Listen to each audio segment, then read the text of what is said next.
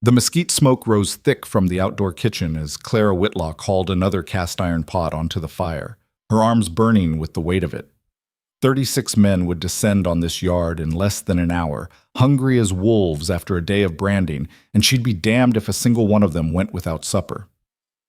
The late afternoon sun hammered down on the Whitlock ranch like a blacksmith's anvil, turning the Texas dust into fine powder that coated everything: the cookhouse, the stables, the dreams she kept locked tight in her chest.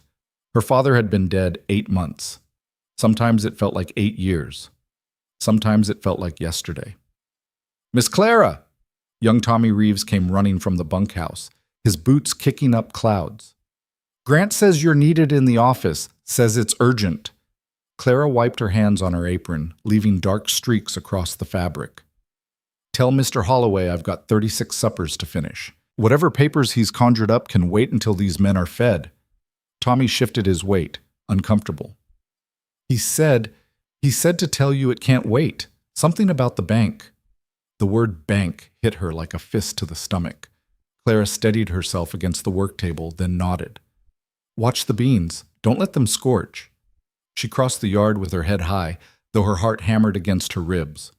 The ranch office sat in the main house, her father's house, though it had never felt like hers, not even after he was gone.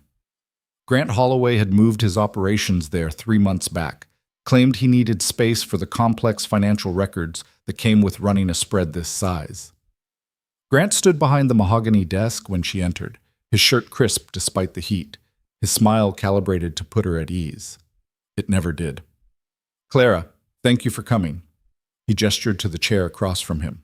"Please, sit." "I'll stand. What's this about?" His smile tightened at the edges. "Always so direct. Your father appreciated that quality in you. I'm trying to as well." He shuffled papers on the desk.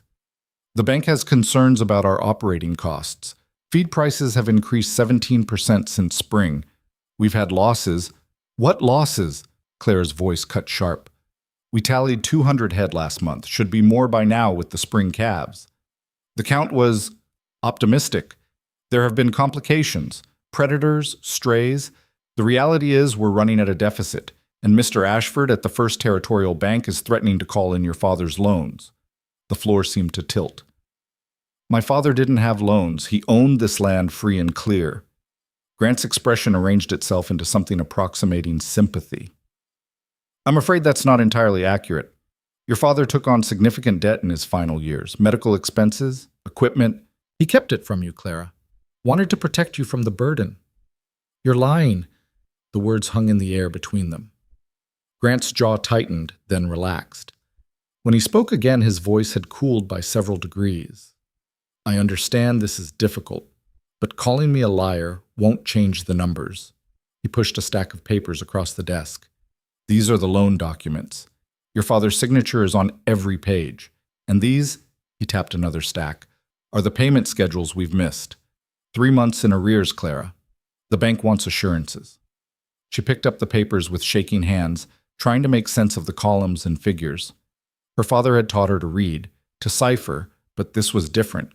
A language of debts and interest rates and collateral that might as well have been ancient Greek. "What kind of assurances?" "A restructuring agreement.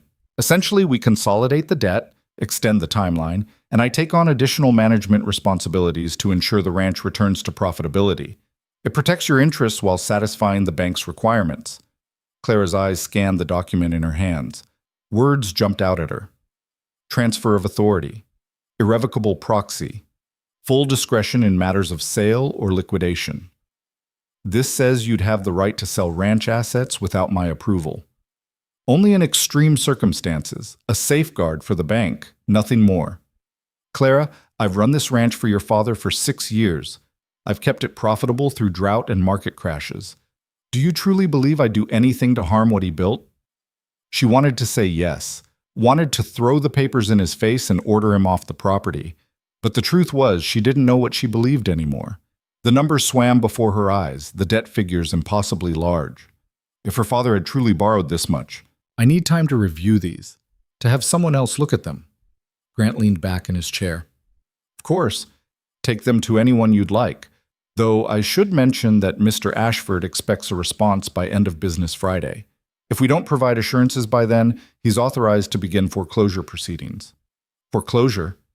Grant, that's 3 days from now. Which is why I'm urging you to trust me. I'm trying to save your father's legacy, Clara, but I can't do it without your cooperation. He pulled out a fountain pen, set it on the desk between them. Sign the restructuring agreement. Let me handle the bank. Let me handle the creditors. You focus on what you do best, keeping the men fed and the household running. The condescension in his tone made her teeth clench, but fear overrode pride. What if he was right? What if her stubbornness cost her everything her father had built? Her hand reached for the pen. Miss Whitlock. The voice came from the doorway, low, rough-edged, unfamiliar. Clara turned to find a man standing in the threshold, hat in his hands, travel dust coating his clothes. He was lean, weathered, with dark hair that needed cutting and eyes that seemed to take in everything without appearing to look directly at anything. Who the hell are you? Grant was on his feet, his cordial mask slipping. This is a private meeting. Name's Rowan Cade. Heard you might be hiring on for the season. His gaze shifted to Clara.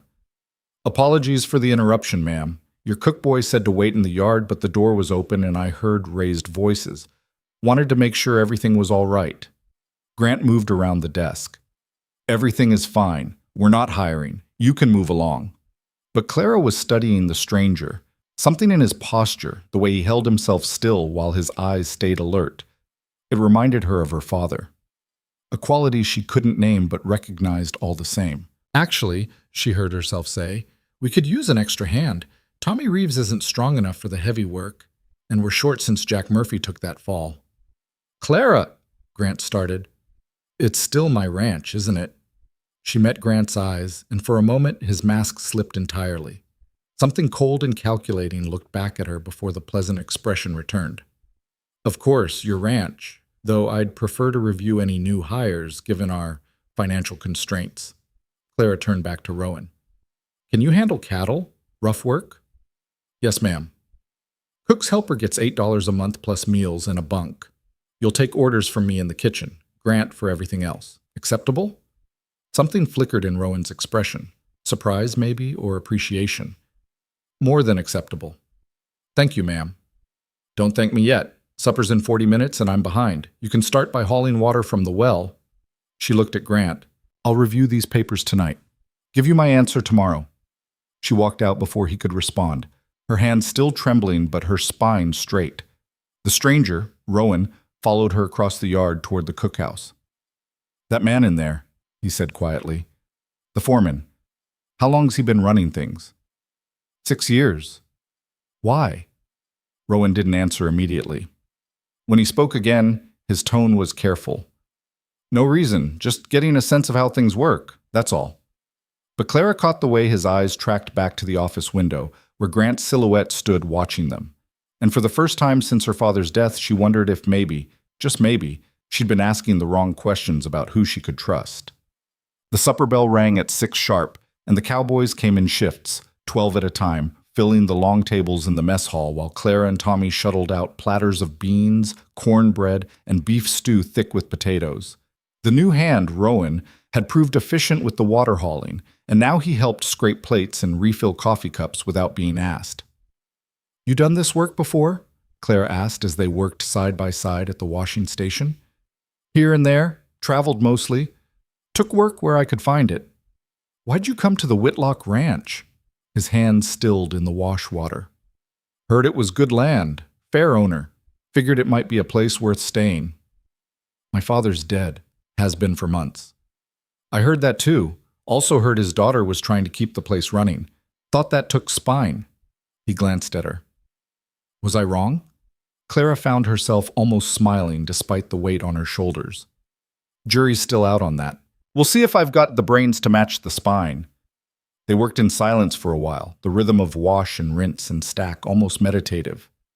Through the window, Clara could see the men gathering in small groups, smoking and talking in low voices. Grant moved among them, his hand clapping shoulders, his laugh carrying on the evening air. He's popular with the men, Rowan observed. He pays them on time. That buys a lot of loyalty out here. But not yours. It wasn't a question. Clara set down the plate she was drying. My father trusted him. That should be enough. Should be. Rowan handed her another dripping plate. But isn't.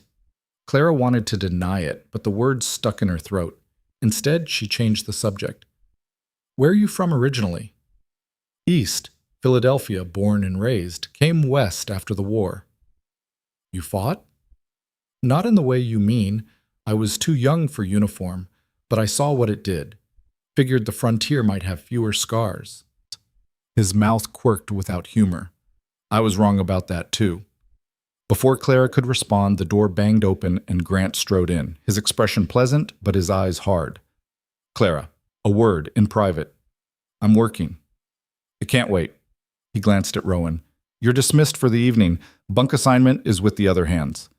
Rowan looked at Clara, not Grant. She nodded slightly, and he dried his hands and left without argument. But she noticed the way he paused just outside the door, close enough to hear if voices were raised. Grant waited until the door closed. What was that? What was what? Hiring that drifter without consulting me, undermining my authority in front of him. Clara, I'm trying to save this ranch, but I can't do it if you're working against me at every turn. I hired a cook's helper. That's household business, which last I checked still falls under my purview. Everything that costs money is ranch business, and we have no money for unnecessary hires. Clara's hands clenched into fists at her sides. Then maybe you should explain where the money's going. Because I've been feeding these men for 8 months on next to nothing, and before my father died, he told me the ranch was profitable. So either he lied, or someone's cooking the books. The silence that followed was so complete she could hear the tick of the clock on the wall. Grant's face had gone very still. Are you accusing me of theft? I'm saying the numbers don't add up. I'm saying I want an independent audit of the accounts, and I'm saying I won't sign any papers until I understand exactly what I'm agreeing to. Grant took a step closer. Clara held her ground, though her heart hammered. Your father built this ranch from nothing, he said softly. Fought off rustlers, drought, and market crashes. He didn't do it by questioning the men he trusted. He did it by making hard decisions and standing by them. His voice dropped lower. He also did it by knowing when to step aside and let more experienced people handle what he couldn't. You do well to learn from his example.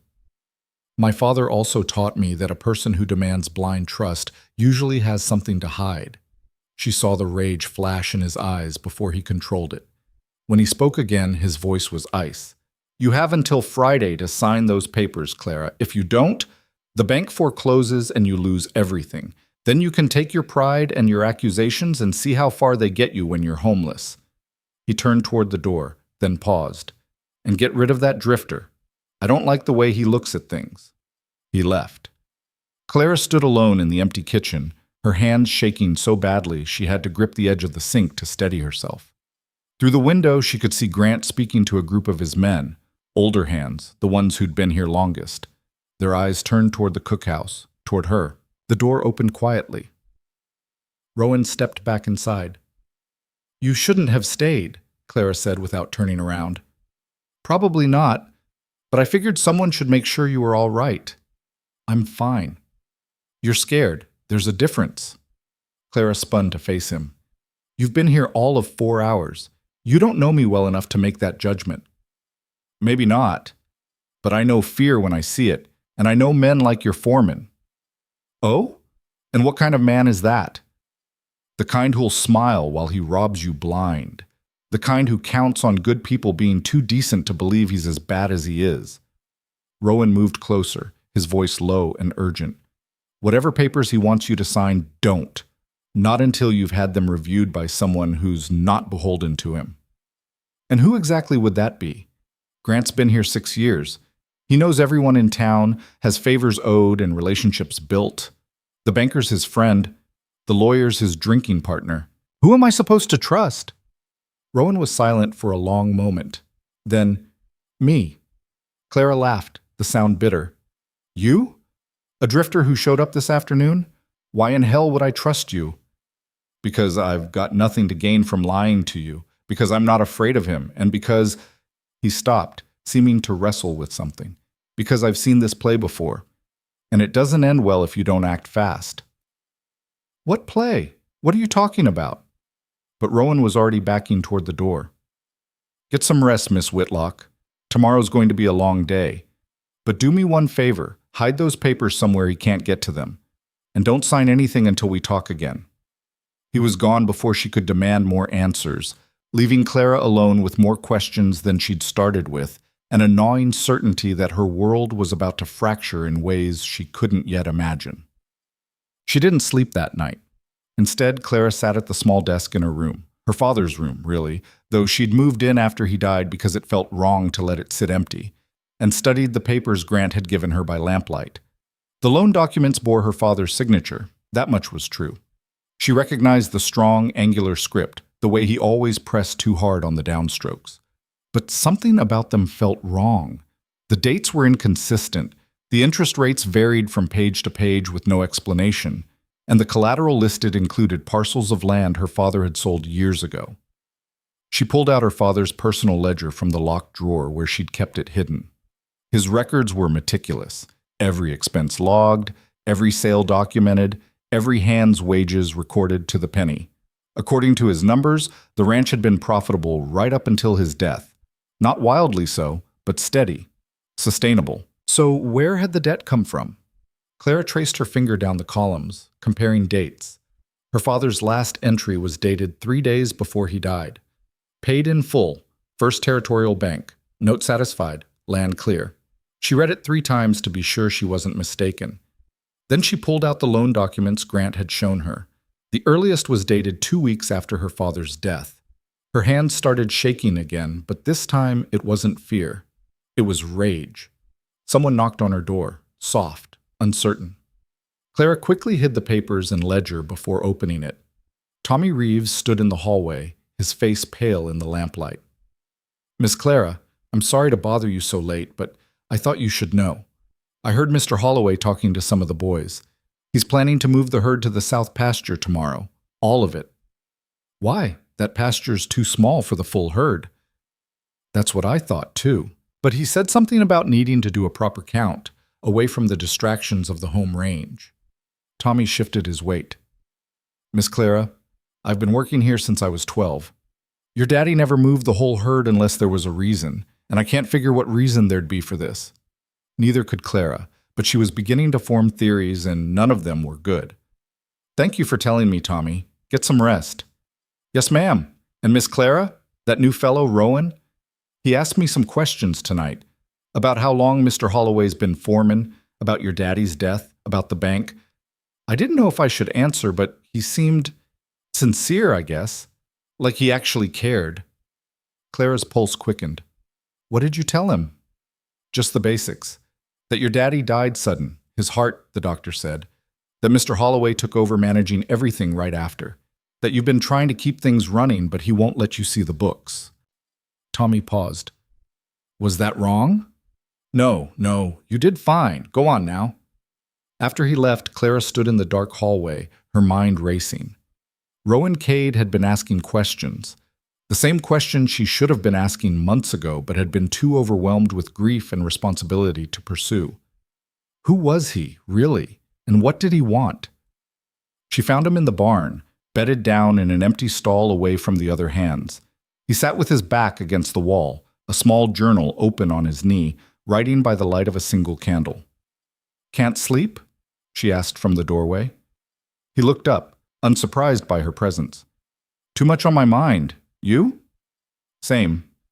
She moved into the stall, keeping her distance but close enough to speak quietly. Tommy said you were asking questions about my father, about Grant. Rowan closed the journal carefully. I was. Why? Because I'm curious by nature, and because things don't feel right here. That's not an answer. It's the only one I can give you right now. He met her eyes, and in the candlelight, she saw something there. Determination, maybe, or purpose. But I can tell you this, your instincts are good. Don't sign those papers. Don't let him move that herd tomorrow without knowing exactly where every head goes and where they end up. How do you know about the herd? I listen. People talk when they think no one important is paying attention. And a drifter with no name and no history, I might as well be invisible. Clara crouched down so they were at eye level. I found something tonight. My father's ledger. It shows he paid off all his debts before he died. The loan documents Grant showed me are dated after his death. She watched Rowan's expression shift, not surprise exactly, but confirmation of something he'd already suspected. Do you still have the ledger? Hidden in my room.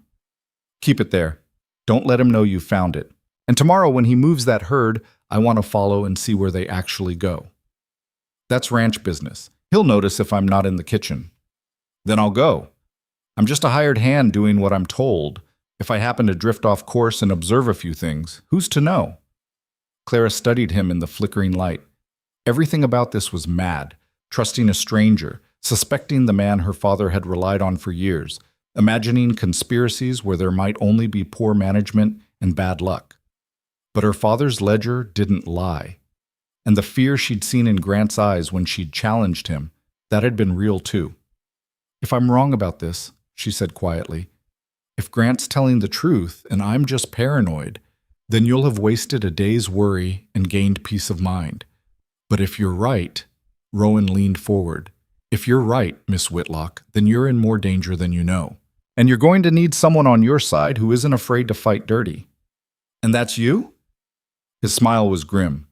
I've fought plenty of battles, ma'am. Some with guns, some with words, some with the law. I'm not claiming to be a saint, but I keep my word, and I don't abide men who prey on the vulnerable. He paused. Your father built something worth protecting here. I'd like to help you keep it, if you'll let me. Clara wanted to ask him why. What stake did a drifter have in her problems? But looking at him now, the set of his jaw, the steadiness in his eyes, she realized she didn't care about the why. Not yet. Right now, she just needed someone in her corner who wasn't already bought and paid for by Grant Holloway. All right, she said, follow the herd tomorrow. Find out where they're really going, but be careful. If Grant suspects you're spying, he won't. I've had practice being invisible. Rowan picked up his journal again, a dismissal. But as Clara turned to go, he spoke once more. Miss Whitlock, your father was right to trust you with this place. Don't let anyone convince you otherwise. The words stayed with her as she walked back to the house through the dark Texas night, past the bunkhouse where men slept and the office where lamplight still burned. Grant was awake too, she realized, working late, or perhaps planning his next move. Claire climbed the stairs to her room and locked the door behind her. She pulled out her father's ledger again, running her fingers over his careful notations. He'd built this ranch from nothing, had fought to keep it, had died believing it was safe. She would not let him down. Tomorrow, the real fight would begin. And for the first time since her father's death, Clara Whitlock felt something stronger than fear or grief. She felt ready. Dawn broke red and violent over the Whitlock ranch, the sun dragging itself above the horizon like it resented the effort.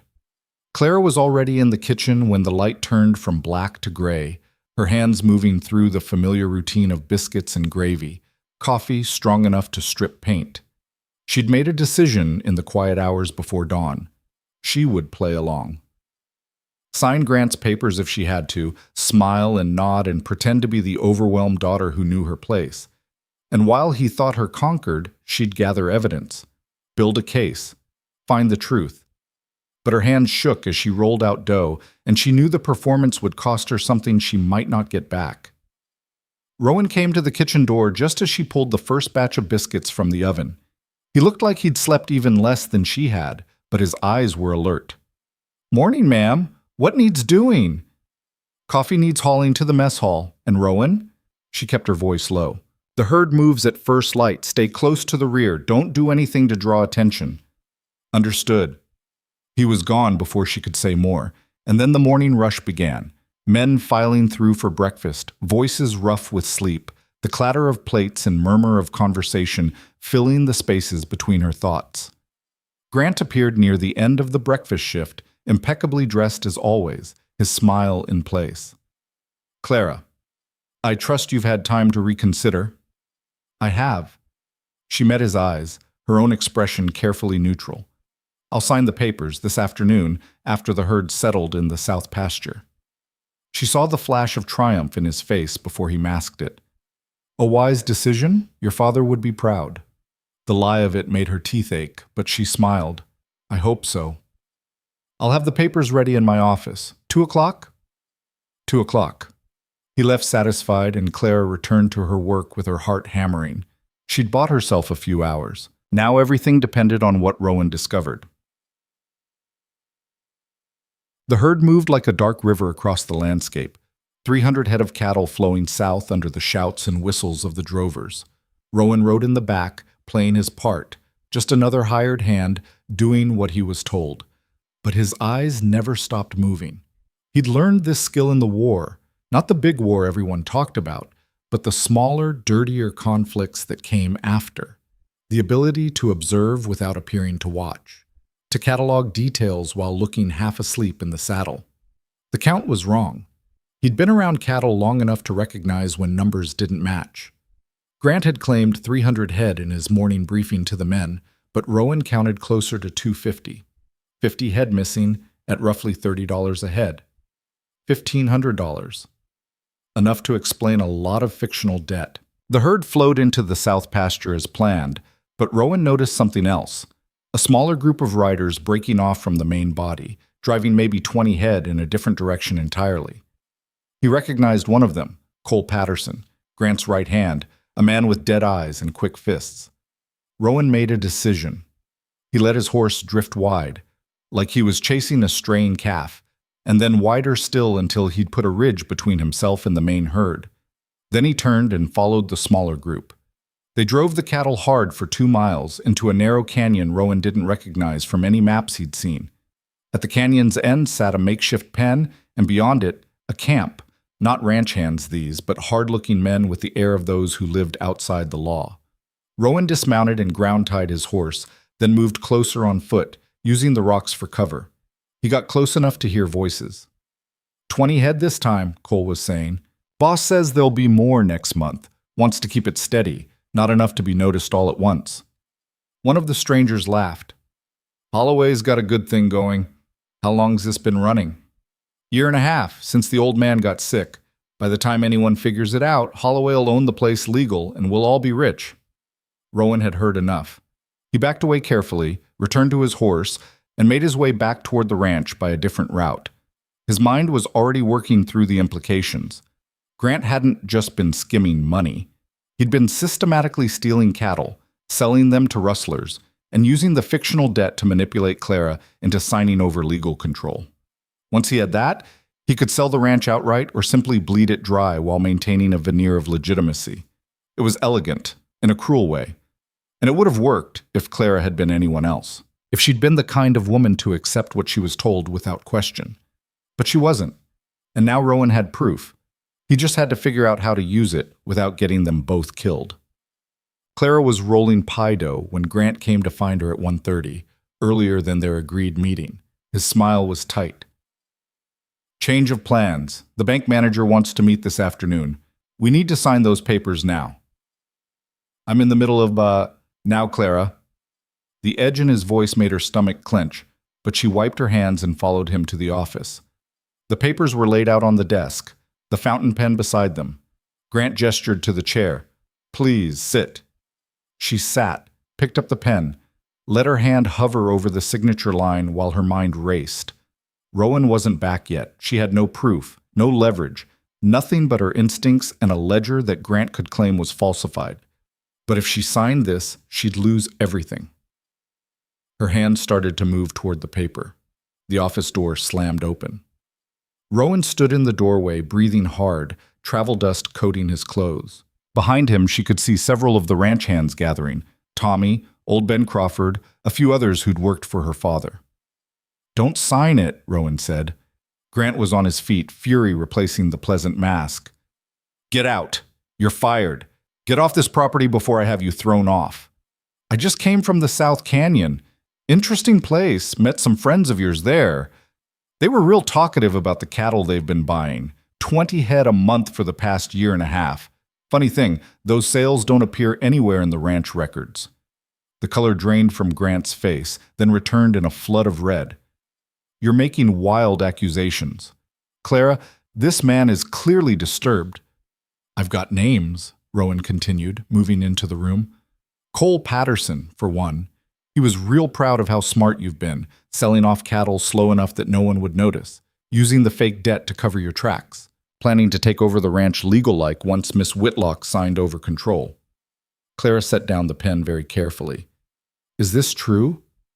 Of course not. He's a con artist, Clara, probably working with rustlers himself, trying to deflect blame. My father's ledger says he paid off all his debts before he died. The loan documents you showed me are dated 2 weeks after his death. Want to explain that? Grant's eyes darted between them, calculating. Then his hand moved toward the desk drawer. Rowan was faster. He crossed the distance in 2 strides and slammed the drawer shut, nearly catching Grant's fingers. I wouldn't. For a moment they stood locked in position, Grant's hand on the drawer pull, Rowan's palm flat against the wood, Clara frozen in her chair. The room hummed with violence barely contained. Then Grant smiled. It was a terrible expression, empty of anything human. You think you've won? You think you can waltz in here with accusations and undo everything I've built? He looked at Clara. Your father was a fool, a sentimental old man who cared more about his precious legacy than about profit. I've run this ranch for 6 years, turned it into something efficient, something valuable. And you, his laugh was bitter. You think you can hold it together? You can barely keep up with the cooking. Clara stood slowly. Her voice, when she spoke, was steady as stone. Get out. This is my ranch now. You just haven't figured it out yet. I said get out. You're fired. Off this property by sundown, or I'll have the sheriff remove you myself. Grant's smile widened. Go ahead. Call Sheriff Morrison. He's a good friend of mine, has been for years. You think he's going to believe some hysterical woman and a drifter with no proof over a respected foreman who's been part of this community for years? Rowan reached into his shirt and pulled out a small journal, the one Clara had seen him writing in the night before. Funny thing about proof, I've got dates, times, locations, names of the men I saw taking cattle, description of the canyon where they're holding them. I also took the liberty of visiting the brand inspector this morning before I came back. Asked some questions about recent sales. The inspector's real interested in talking to you about bills of sale that don't match any authorized transactions. The room went very quiet. Grant's hand moved for the drawer again, fast this time. Rowan grabbed his wrist, and suddenly they were struggling, the desk between them. Clara backed away as Grant's other hand came up holding a small pistol. Stop, she shouted. Neither man listened. They grappled for control of the weapon, knocking papers to the floor, slamming against the desk. The gun went off with a crack that made Clara's ears ring. Both men froze. Then Rowan twisted Grant's wrist sharply. There was a snap and a howl of pain, and the pistol clattered to the floor. Rowan kicked it away and shoved Grant back against the wall, his forearm across the other man's throat. You done? Rowan asked quietly. Grant wheezed, his face purple. Then he nodded. Rowan stepped back, keeping himself between Grant and the gun. Miss Whitlock, I suggest you fetch the sheriff now, and bring witnesses. Clara ran. The rest happened fast and slow at the same time, like a dream with too many details. Sheriff Morrison arrived with 2 deputies, his face skeptical until he saw the papers, heard the testimonies from the ranch hands who'd been gathering courage to speak. Tommy talked about the suspicious sales. Ben Crawford mentioned cattle counts that never quite added up. Even Cole Patterson, faced with the choice between loyalty and self-preservation, admitted to driving stolen cattle to the rustlers' camp. Grant said nothing. He sat in the office chair with his broken wrist cradled against his chest, his eyes fixed on Clara with an expression that promised this wasn't over. But it was. For now, at least, it was. By the time the sheriff led Grant away in handcuffs, the sun was setting. Clara stood on the porch of the main house, watching the dust trail fade, her body numb with exhaustion and shock. Rowan approached quietly. You all right? I don't know. Ask me tomorrow. She turned to face him. You saved my ranch today. You saved it. I just gave you ammunition. Why? The question she'd been holding back finally escaped. Why did you help me? You don't know me. Don't owe me anything. So why? Rowan was silent for a long moment, looking out at the darkening landscape. When he spoke, his voice was careful, measured. Because I knew your father. Clara's breath caught. What? Not well. Met him once, maybe twice, but I knew him well enough to know he was a good man who built something worth protecting. And when I heard what was happening here, he met her eyes. I couldn't stand by and watch it stolen. That's not the whole truth. No, it's not. He pulled a folded document from his inside pocket. But it's all I can tell you right now. Read this when you're ready. And Clara, I'm sorry. For what it's worth, I truly am. He pressed the paper into her hand and walked away, back toward the bunkhouse, leaving her alone with the sunset and a truth she wasn't ready to face. Clara didn't open the document, not that night. She returned to the kitchen, to the familiar comfort of work, and baked pies until her hands stopped shaking. She fed the men who came to offer congratulations and support, accepted their gratitude, and deflected their questions about what came next. She didn't know what came next. All she knew was that Grant was gone, the immediate threat passed, and tomorrow she'd have to figure out how to actually run a ranch she'd only ever kept alive through sheer stubbornness. It was nearly midnight when she finally returned to her room. The document Rowan had given her sat on her desk where she'd left it, accusatory in its silence. Clara picked it up with shaking hands and unfolded it. It was a deed, a legal transfer of property, dated 8 years prior, signed by her father, and witnessed by a lawyer whose name she didn't recognize. The property described was the Whitlock Ranch. The new owner listed was Rowan Cade. Clara read it 3 times, certain she was misunderstanding, but the words didn't change. Her father had sold the ranch, or transferred it, or lost it somehow, 8 years ago. To the man sleeping in her bunkhouse, the man who'd saved her from Grant's deception, the man who, legally, owned everything she'd been fighting to protect. The paper slipped from her fingers. Clara sank into her chair, her mind refusing to process what she'd just learned. Everything she'd believed about her life, her inheritance, her right to be here, all of it was built on a foundation that had just crumbled to dust. She sat alone in the dark, listening to the ranch settle around her. Somewhere out there, Rowan Cade was sleeping. Or maybe he was awake too, waiting for the confrontation he knew was coming. Because it was coming. Clara Whitlock had just fought one battle for her home. Now she'd have to fight another. And this time, she had no idea if she could win. The deed lay on Clara's desk like a coiled snake, venomous even in stillness. She'd stared at it for 3 hours, watching dawn creep across the paper, illuminating her father's signature in unforgiving detail. The ink was his, the flourish unmistakable.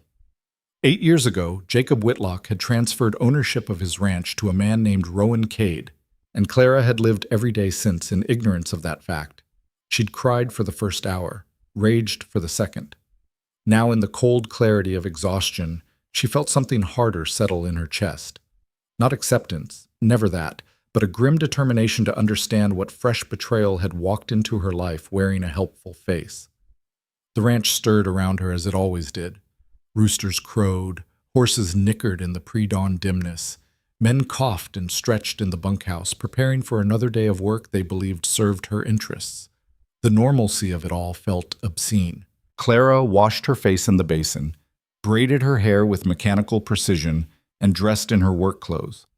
Then she walked to the kitchen and began breakfast preparations as if the world hadn't ended overnight, because the men still needed feeding and work still needed doing, and she'd be damned if she'd give Rowan Cade the satisfaction of seeing her broken. Tommy arrived first, as he always did, eager and helpful. "Morning, Miss Clara. Need me to start the coffee?" "Please." Her voice came out steady. She focused on that small victory. The biscuits went into the oven. The gravy began its slow simmer. Eggs cracked into the pan with satisfying violence. And through it all, Clara's mind worked the problem like a dog with a bone. Her father had been a careful man, deliberate. He didn't make rash decisions, didn't gamble on strangers. So why transfer the ranch to someone she'd never heard of? Was it a debt? A partnership gone wrong? Or something else entirely? Something she couldn't yet see because she was looking at it from the wrong angle. The men began filing in for breakfast. She served them with her usual efficiency, accepting their thanks, deflecting their questions about Grant and the sheriff's visit. She told them work would continue as normal, that they'd all be paid on schedule, that the ranch was secure. Lies, maybe, but necessary ones. Rowan didn't come to breakfast. She noticed his absence like a missing tooth, the gap where he should have been throwing off the rhythm of everything else. Tommy noticed too, shooting worried glances toward the door between bites of eggs. "Miss Clara, should I check on the new fellow? Make sure he's all right?" "No need. I'll handle it." She set down the serving spoon with deliberate care. "Can you manage cleanup?" "Yes, ma'am."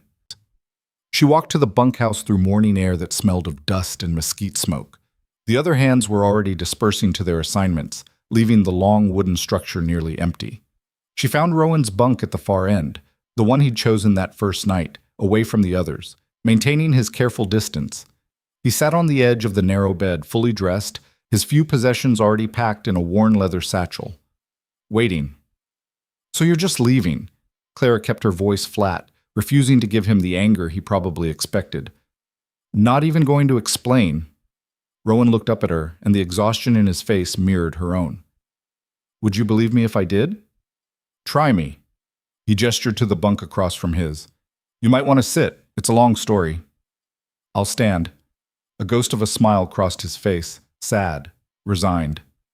"Stubborn. Your father warned me about that." "Don't." The word came out sharp as a blade. "Don't you dare talk about him like you knew him, like you had any right." "I didn't know him well," Rowan interrupted quietly. "But I knew him honestly, which is more than I can say for most people in his life, apparently." He pulled his own copy of the deed from his pocket, the paper creased from folding and refolding. 8 years ago, your father was in Philadelphia on business. Cattle buyer convention, I think. He got into trouble. Wrong part of town, wrong time of night. 3 men cornered him in an alley with knives and bad intentions. Clara's hands clenched into fists. "I don't remember him going to Philadelphia." "You were 16. He probably didn't tell you everything." Rowan's voice stayed level, factual. "I happened to be passing by. Saw what was happening. Intervened. Got stabbed for my trouble. But your father made it out alive. He insisted on paying my doctor bills, though I told him it wasn't necessary. We talked while I recovered. He was kind. Asked about my plans, my future. I told him I didn't have any. I was drifting, taking odd jobs, trying to outrun a war that lived in my head more than in the history books." He paused, studying the deed in his hands. "Before he left Philadelphia, he came to see me one last time. Said he wanted to do something for me. Something meaningful. He offered me a partnership in the ranch, 10% ownership in exchange for learning the business, becoming a foreman he could trust. I turned him down. Told him I wasn't the settling type, that I'd just disappoint him eventually." "But you took the ranch anyway." Clara's voice dripped contempt. "How noble." "I didn't take anything. He gave it to me against my wishes. Had the papers drawn up, signed, and filed before I even knew what he'd done.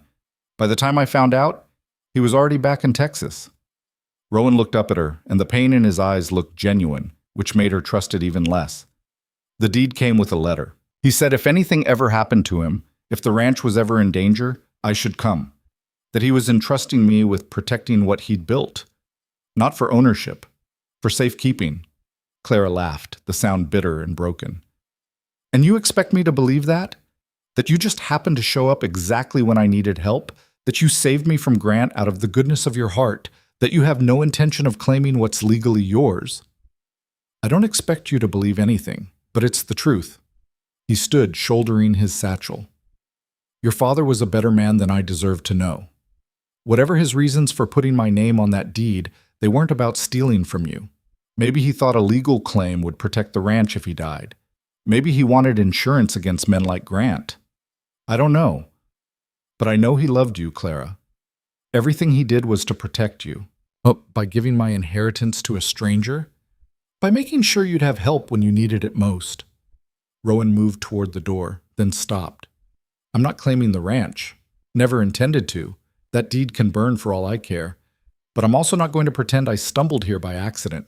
Your father asked me to watch over this place, and I failed him for 8 years. When I heard Grant Holloway was running you into the ground, I came to make it right. That's all." "How did you hear about Grant?"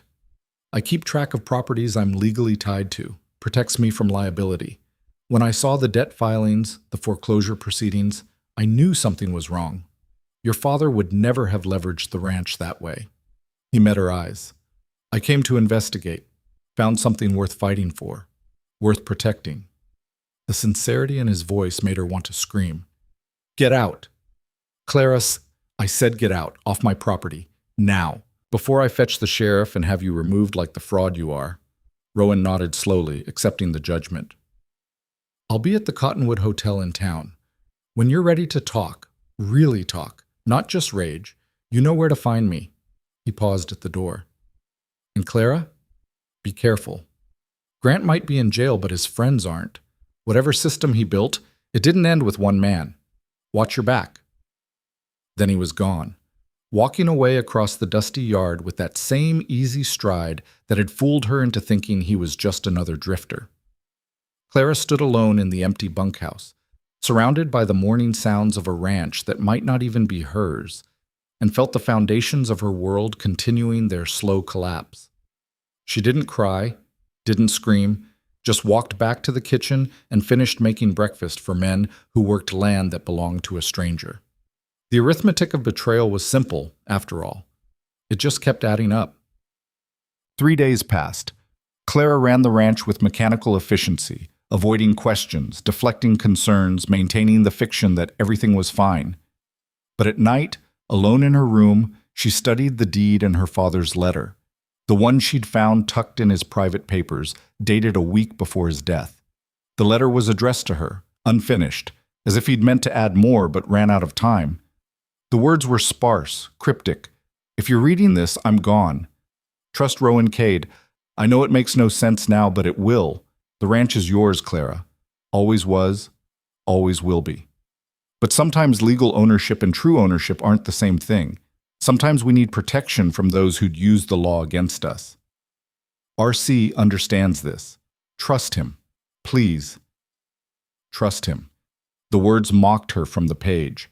Her father had asked her to trust a man she'd never met, to accept that her inheritance wasn't really hers, to believe in intentions she couldn't verify. But he'd also asked her to trust Grant, and look how that had turned out.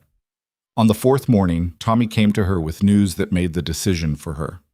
Miss Clara, there's men at the gate, from the bank. They're saying they need to speak with you urgent-like. Clara wiped her hands on her apron and walked to the front of the property with a sense of grim inevitability. 3 men waited there. Mr. Ashford from First Territorial Bank, flanked by 2 hard-eyed individuals in expensive suits who looked distinctly un-Texan. Miss Whitlock. Ashford's smile was apologetic but firm. I'm afraid we have a situation that requires immediate attention. What situation? The loan documents Mr. Holloway presented, the ones backing the ranch's debt, we've discovered irregularities. Serious irregularities. However, the bank's board has reviewed the original contracts and determined that regardless of Mr. Holloway's creative accounting, there are legitimate outstanding obligations that predate his employment here. Clara's stomach dropped. What obligations? One of the suited men stepped forward. My name is Edward Brennan. I represent the Western Territorial Investment Group. Your father took out a substantial loan with our organization 12 years ago to finance expansion of the ranch.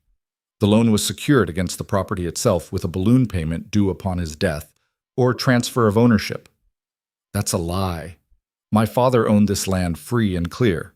Brennan pulled papers from his briefcase with practiced ease. These documents say otherwise, and given the recent revelations about Mr. Holloway's fraud, the investment group is concerned about the ranch's ability to meet its obligations. We're prepared to offer a settlement. You sell the property to us for a fair price, we forgive the debt, and you walk away with enough to start fresh elsewhere. How much is the debt? $47,000. The number hit her like a physical blow. $47,000. More than the ranch was worth. More than she could raise in a lifetime. She opened her mouth to argue, to demand proof, to call them liars, but Brennan was already producing more papers, each one bearing signatures and seals that looked disturbingly legitimate. I need time to review these with a lawyer. Of course, you have 72 hours. After that, we begin foreclosure proceedings. Brennan tipped his hat. I'm sorry, Miss Whitlock. Business is business. They left her standing at the gate, holding papers that spelled the end of everything she'd fought to save. Clara walked back to the house in a daze, her mind unable to process this fresh catastrophe. Grant gone, only to be replaced by something worse, a debt she couldn't prove was fake but couldn't afford to pay either way. Tommy met her halfway. "Miss Clara, what'd they want?" "Nothing good." She looked at the boy, barely 18, earnest as sunrise. "Tommy, if the ranch has to close, you'll land on your feet. You're a good worker. Any outfit would be lucky to have you." "What are you talking about? The ranch isn't closing. We just got rid of Grant. Things are going to get better now." Clara couldn't bring herself to shatter his optimism. "You're right. I'm just tired. Been a hard week." She locked herself in the office, Grant's office, her father's office, nobody's office now, and spread the documents across the desk. The loan papers looked real. The signatures looked real. Everything looked real except the fundamental truth she knew in her bones. Her father would never have risked the ranch this way. Which meant someone had manufactured an elaborate fraud, complete with forged documents and fabricated financial history. Someone with resources and connections far beyond Grant Holloway's small-time scheming. Clara's hand shook as she reached for the desk drawer where she'd hidden her father's ledger. If there was any proof of his true financial state, it would be in those meticulous records. The drawer was empty. She yanked it all the way out, dumped it on the floor, searched the cavity behind it. Nothing. The ledger was gone, along with every other piece of documentation that might have proven the ranch's solvency. Someone had been in this office. Someone had stolen the evidence she needed. Clara sat on the floor amid the wreckage of the drawer, her father's final letter clutched in her hand, and finally accepted what she'd been refusing to see. She couldn't fight this alone. She didn't have the resources, the knowledge, or the connections. She needed help. She needed Rowan Cade. The admission tasted like ash, but pride wouldn't save the ranch. Only truth would. And if Rowan had answers, if her father had truly trusted him, then she had to try. Clara stood, smoothed her skirts, and walked out of the office with her chin high. She found Tommy in the stables. "I need to go into town. Can you handle supper preparations?" "Yes, ma'am." "But, Miss Clara, everything's fine. I just need to talk to someone." She saddled her own horse, a dun mare named Rosie who'd been hers since she was 16, and rode toward town with the investment group's papers in her saddlebag and her father's letter tucked against her heart. The Cottonwood Hotel sat on Main Street, a two-story structure that catered to traveling salesmen and the occasional cattle buyer. Rowan's room was on the second floor, at the end of the hall. Clara knocked once, sharp and definitive. He opened the door immediately, unsurprised. He'd been waiting. "I need your help." The words came out harder than she'd intended, but she didn't soften them. "Not because I trust you, not because I believe your story, but because my father asked me to, and I'm out of options." Rowan stepped aside, letting her enter. The room was sparse. A bed, a chair, a washstand. His satchel sat on the bed, still packed, like he'd been ready to leave at a moment's notice. Clara pulled the investment group's papers from her bag and dropped them on the small table. "The bank came today. Or rather, some investment group I've never heard of. They claim my father owed them $47,000 on a loan I can't verify. They want the ranch. They've given me 3 days." Rowan picked up the papers, his expression darkening as he read. "Western Territorial Investment Group. I know these people. Or rather, I know their reputation." "What reputation?" "They specialize in acquiring distressed properties through legal manipulation. Find a ranch or business that's vulnerable, manufacture debt through forged documents, then foreclose when the owner can't pay. It's legal robbery dressed up in contracts and court orders." "Can we fight them?" "In court? Maybe. If we had time and money and proof. But 3 days?" He set the papers down. "They're not planning to give you a chance to fight. They want you desperate enough to accept their settlement offer and walk away." "I won't do that." "I know, which is why they'll move to the next phase. Physical intimidation, accidents, threats to your workers. They'll make keeping the ranch more dangerous than losing it." Rowan met her eyes. "These aren't men like Grant. They're organized, connected, and completely without conscience. If we go against them, Clara, we need to be prepared for war." "Then we prepare for war." She pulled out her father's letter and handed it to him. "Read this." Then tell me the whole truth. Everything you know, everything you suspect. Because if we're going to fight, I need to understand what I'm fighting." Rowan read the letter slowly, his expression shifting through sadness, understanding, and something that might have been respect. When he finished, he folded it carefully and handed it back. "Your father was smarter than either of us gave him credit for. He saw this coming." "Saw what coming?" "The vultures. The men who circle dying ranches looking for easy prey. He knew that when he died, you'd be vulnerable. A woman alone trying to run a ranch in a world that doesn't believe women can. So he created a shield." Rowan tapped the deed. "Me. Or rather the legal complication I represent. As long as ownership is disputed, foreclosure becomes harder. Questions of standing, legal authority, rightful claimant, all of it slows down the process. Gives you time to fight." Clara sank into the chair, her mind reeling. "He made you co-owner to protect me." "Not co-owner, titular owner. I have no claim on the ranch, Clara. Never did. The deed is just paper, a legal fiction designed to complicate anyone trying to take what's yours." He crouched in front of her, forcing her to meet his eyes. "Your father trusted me with one job: keep his daughter safe and keep his ranch intact. I failed him for 8 years. I'm not failing him now. Why didn't you tell me this from the beginning?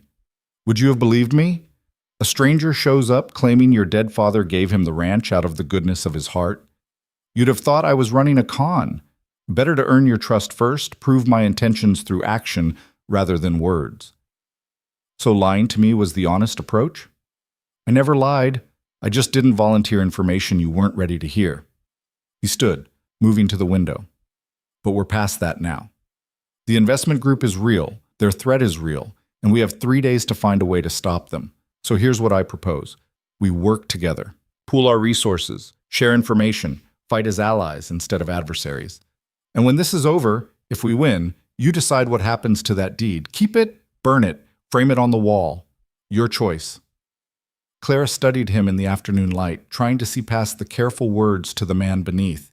He'd fought for her when he had no reason to, had saved her from Grant, had walked away without claiming what was legally his. And her father had trusted him enough to put the ranch in his name. Maybe that had to be enough. "All right," she stood, extending her hand. "Partners, until this is over." Rowan shook her hand, his grip firm. "Partners. Now first things first. We need to find out who's really behind the Western Territorial Investment Group. These organizations are usually fronts for wealthier interests. If we can identify the real power, we might find leverage." "How do we do that?" "I know a lawyer in Austin. Good man, discreet. He can trace corporate filings, find the names behind the shell companies. But I'll need to telegram him today, and we'll need to pay for his services. I have some money saved, not much, but keep it. You'll need it for the ranch." Rowan pulled a small leather pouch from his satchel and dumped gold coins on the table. "Your father paid my hospital bills 8 years ago. I've been saving ever since, figuring someday I'd need to pay him back. Looks like today's that day." Clara stared at the money, easily $200 in gold. "I can't take this." "You're not taking it. You're accepting a loan. When we save the ranch, you can pay me back. With interest, if it makes you feel better." His smile was wry. "Consider it an investment in my titular property." Despite everything, Clara felt herself almost smile. "You're a strange man, Rowan Cade." "I've been called worse. Now, we should get that telegram sent before the office closes. And Clara, we need to talk about security. If the investment group follows their usual pattern, they'll try to force your hand before the deadline. That means threats, harassment, maybe worse. You need protection." "I have a rifle, and I know how to use it." "I don't doubt that, but you can't watch your back every minute. We need people we can trust, men who'll stand with you no matter what pressure they face." He paused. "What about Tommy? The boy seems loyal." "Tommy's barely 18. I won't put him in danger." "He's already in danger. Everyone on that ranch is. The question is whether we prepare them or leave them vulnerable." Rowan's voice was gentle but firm. "I've seen what happens when good people try to face bad situations unprepared. It ends in blood and regret. Better to arm them with truth and let them choose their side." Clara wanted to argue, but she knew he was right. The investment group wouldn't care who got hurt in their pursuit of the ranch. Better to warn the workers, let them leave if they wanted to, and fortify those who stayed. All right, we tell them tonight, full disclosure. Good. And one more thing, your father's ledger, the one that disappeared from the office. Did anyone else know about it? Only Grant, and now he's in jail. Which means he either took it before his arrest or he told someone else where to find it. Either way, whoever has it knows exactly what proof we're missing. Rowan's expression hardened. We need to get it back. Without those records, we're fighting blind. Clara thought about Grant sitting in his cell, smug even in defeat. He won't talk, not to help us. Maybe not willingly, but everyone talks eventually. You just need to know what questions to ask. Rowan pulled on his coat. Come on, let's send that telegram, then pay a visit to the sheriff. Time to see just how deep Grant's cooperation goes when his own neck is on the line. They left the hotel together, Clara's horse trailing behind as they walked through town. People stared, the ranch owner and the mysterious drifter, side by side. Clara ignored the looks, her mind already working through the battles ahead. She'd lost her father, nearly lost her ranch to Grant, and now faced enemies with resources she couldn't match and tactics she didn't understand. But she wasn't alone anymore. And sometimes that made all the difference. The telegraph office smelled of paper and machine oil. Rowan composed his message with practiced efficiency. Need Deep Trace Western Territorial Investment Group. Priority urgent. Will pay premium. Reply Cottonwood Hotel, Thornton, Texas. RC. The operator took his money and promised delivery within the hour. Then they walked to the sheriff's office, where Sheriff Morrison sat behind his desk looking harassed and tired. Miss Whitlock, Mr. Cade, what can I do for you? We need to speak with Grant Holloway, Clara said. It's important. Morrison frowned. He's not talking. Lawyer's advice. Says he'll tell his story in court, not before. Maybe he'll make an exception, Rowan said quietly, given what's at stake. And what's at stake? Clara pulled out the investment group's papers. These people claim my father owed them $47,000. They want to foreclose. Grant knows the ranch's real financial state. He might know where the proof is, proof that this debt is fraudulent. Morrison read the documents, his frown deepening. This looks legal, Miss Whitlock. I'm not sure what you expect Grant to tell you. The truth, for once. Clara leaned on the desk. Sheriff, you arrested him for fraud and theft. That means you believe he's been lying. So why wouldn't he lie about this too? Let us talk to him. 5 minutes. If he doesn't cooperate, we'll leave. Morrison considered, then sighed. 5 minutes. But I'll be right outside the cell. Any trouble? I'm ending it. He led them to the back of the building where 3 cells held the town's temporary criminals. Grant occupied the middle one, lying on his cot with his eyes closed. His broken wrist was splinted and wrapped, the bandage already dingy with jail grime. You've got visitors, Holloway. Grant opened his eyes, saw Clara and Rowan, and smiled. It was the same cold smile from the ranch office, empty of anything human. Come to gloat? Come for answers, Clara said. The Western Territorial Investment Group. What do you know about them? Grant's smile widened. Why would I tell you anything? Because they're using your fraud to steal what you couldn't take legally. They've got papers claiming my father owed them money, papers that only work because you created the illusion of debt first. You opened the door. They're walking through it. Not my problem anymore. Rowan stepped closer to the bars. It will be your problem when they own the ranch. Because once they have it, they'll liquidate everything, including the evidence of your cattle sales to the rustlers. Right now, you're facing fraud charges, fixable with a good lawyer and some cooperation. But if they find those rustler connections, you're looking at conspiracy to commit theft across state lines. That's federal prison, Grant. 20 years minimum. Grant's smile faltered. You're bluffing. Am I? The rustlers you sold to operate in 3 territories. That makes it federal jurisdiction the moment someone connects the dots. And these investment group people? They're thorough. They'll find every piece of evidence, follow every trail, burn every bridge. You think they'll protect you? You're a loose end, and loose ends get clipped. Silence filled the cell block. Grant sat up slowly, his face calculating. What do you want? My father's ledger, the one you took from the office. Where is it? Grant laughed, a short, bitter sound. I didn't take it, didn't need to. Your father's records were irrelevant once I had the fake debt established. Then who did? How should I know? Could have been anyone. Could have been your precious foreman here. He gestured at Rowan with his good hand. For all you know, he's working both sides. Clever way to make himself look helpful while stealing everything from under you. Clara felt Rowan tense beside her, but kept her focus on Grant. You're lying. You know something. Maybe. Maybe not. But I'll tell you this for free, Clara.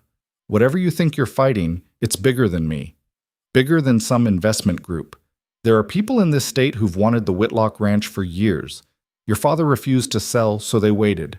Waited for him to die, waited for you to fail. I was just the first wave. There'll be others. He lay back on his cot. You should take their settlement offer. Walk away while you still can. That's not going to happen. Then you're a fool. But at least you'll be a consistent one. Grant closed his eyes. We're done here. Sheriff, I'm exercising my right to silence. Morrison appeared at the cell block door. Time's up. They left Grant to his cell and his secrets. On the street outside, Clara fought to control her frustration. He knows something. About the ledger. About who's behind this. He's protecting them. Or protecting himself, Rowan said. If the investment group has leverage on him, threats to his family, promises of clemency, he'll stay quiet. But he gave us something useful. What? Confirmation that this goes deeper than one corrupt foreman. There's an organization at work here, something coordinated, and they've wanted the ranch for years. Rowan looked at her. Clara, who else tried to buy the property? Before your father died, was there anyone persistent? Anyone he refused repeatedly? Clara thought back through memories that felt like they belonged to a different person. There was a man from Dallas, came around every few years with offers. My father always said no. The ranch wasn't for sale at any price. I never knew his name, just that he represented business interests in the region. That's our starting point. Business interests in Dallas with designs on Texas ranching properties. That narrows it down considerably. Rowan checked his pocket watch. The Austin lawyer should telegraph back by evening. If he can trace the investment group's ownership, we might get a name. Then we'll know who we're really fighting. And then what? Then we figure out what they want more than the ranch. Everyone has pressure points, Clara. Even powerful men. We just need to find theirs and push. He started walking back toward the hotel. In the meantime, you should return to the ranch. Talk to your men. Prepare them for what's coming. I'll wait for the telegram and meet you there after dark. Clara wanted to argue, to stay and face whatever came next together. But the ranch needed her, and Rowan was right. The workers deserved to know what they were walking into. She rode back as the sun began its descent, painting the sky in shades of orange and red that reminded her of fire.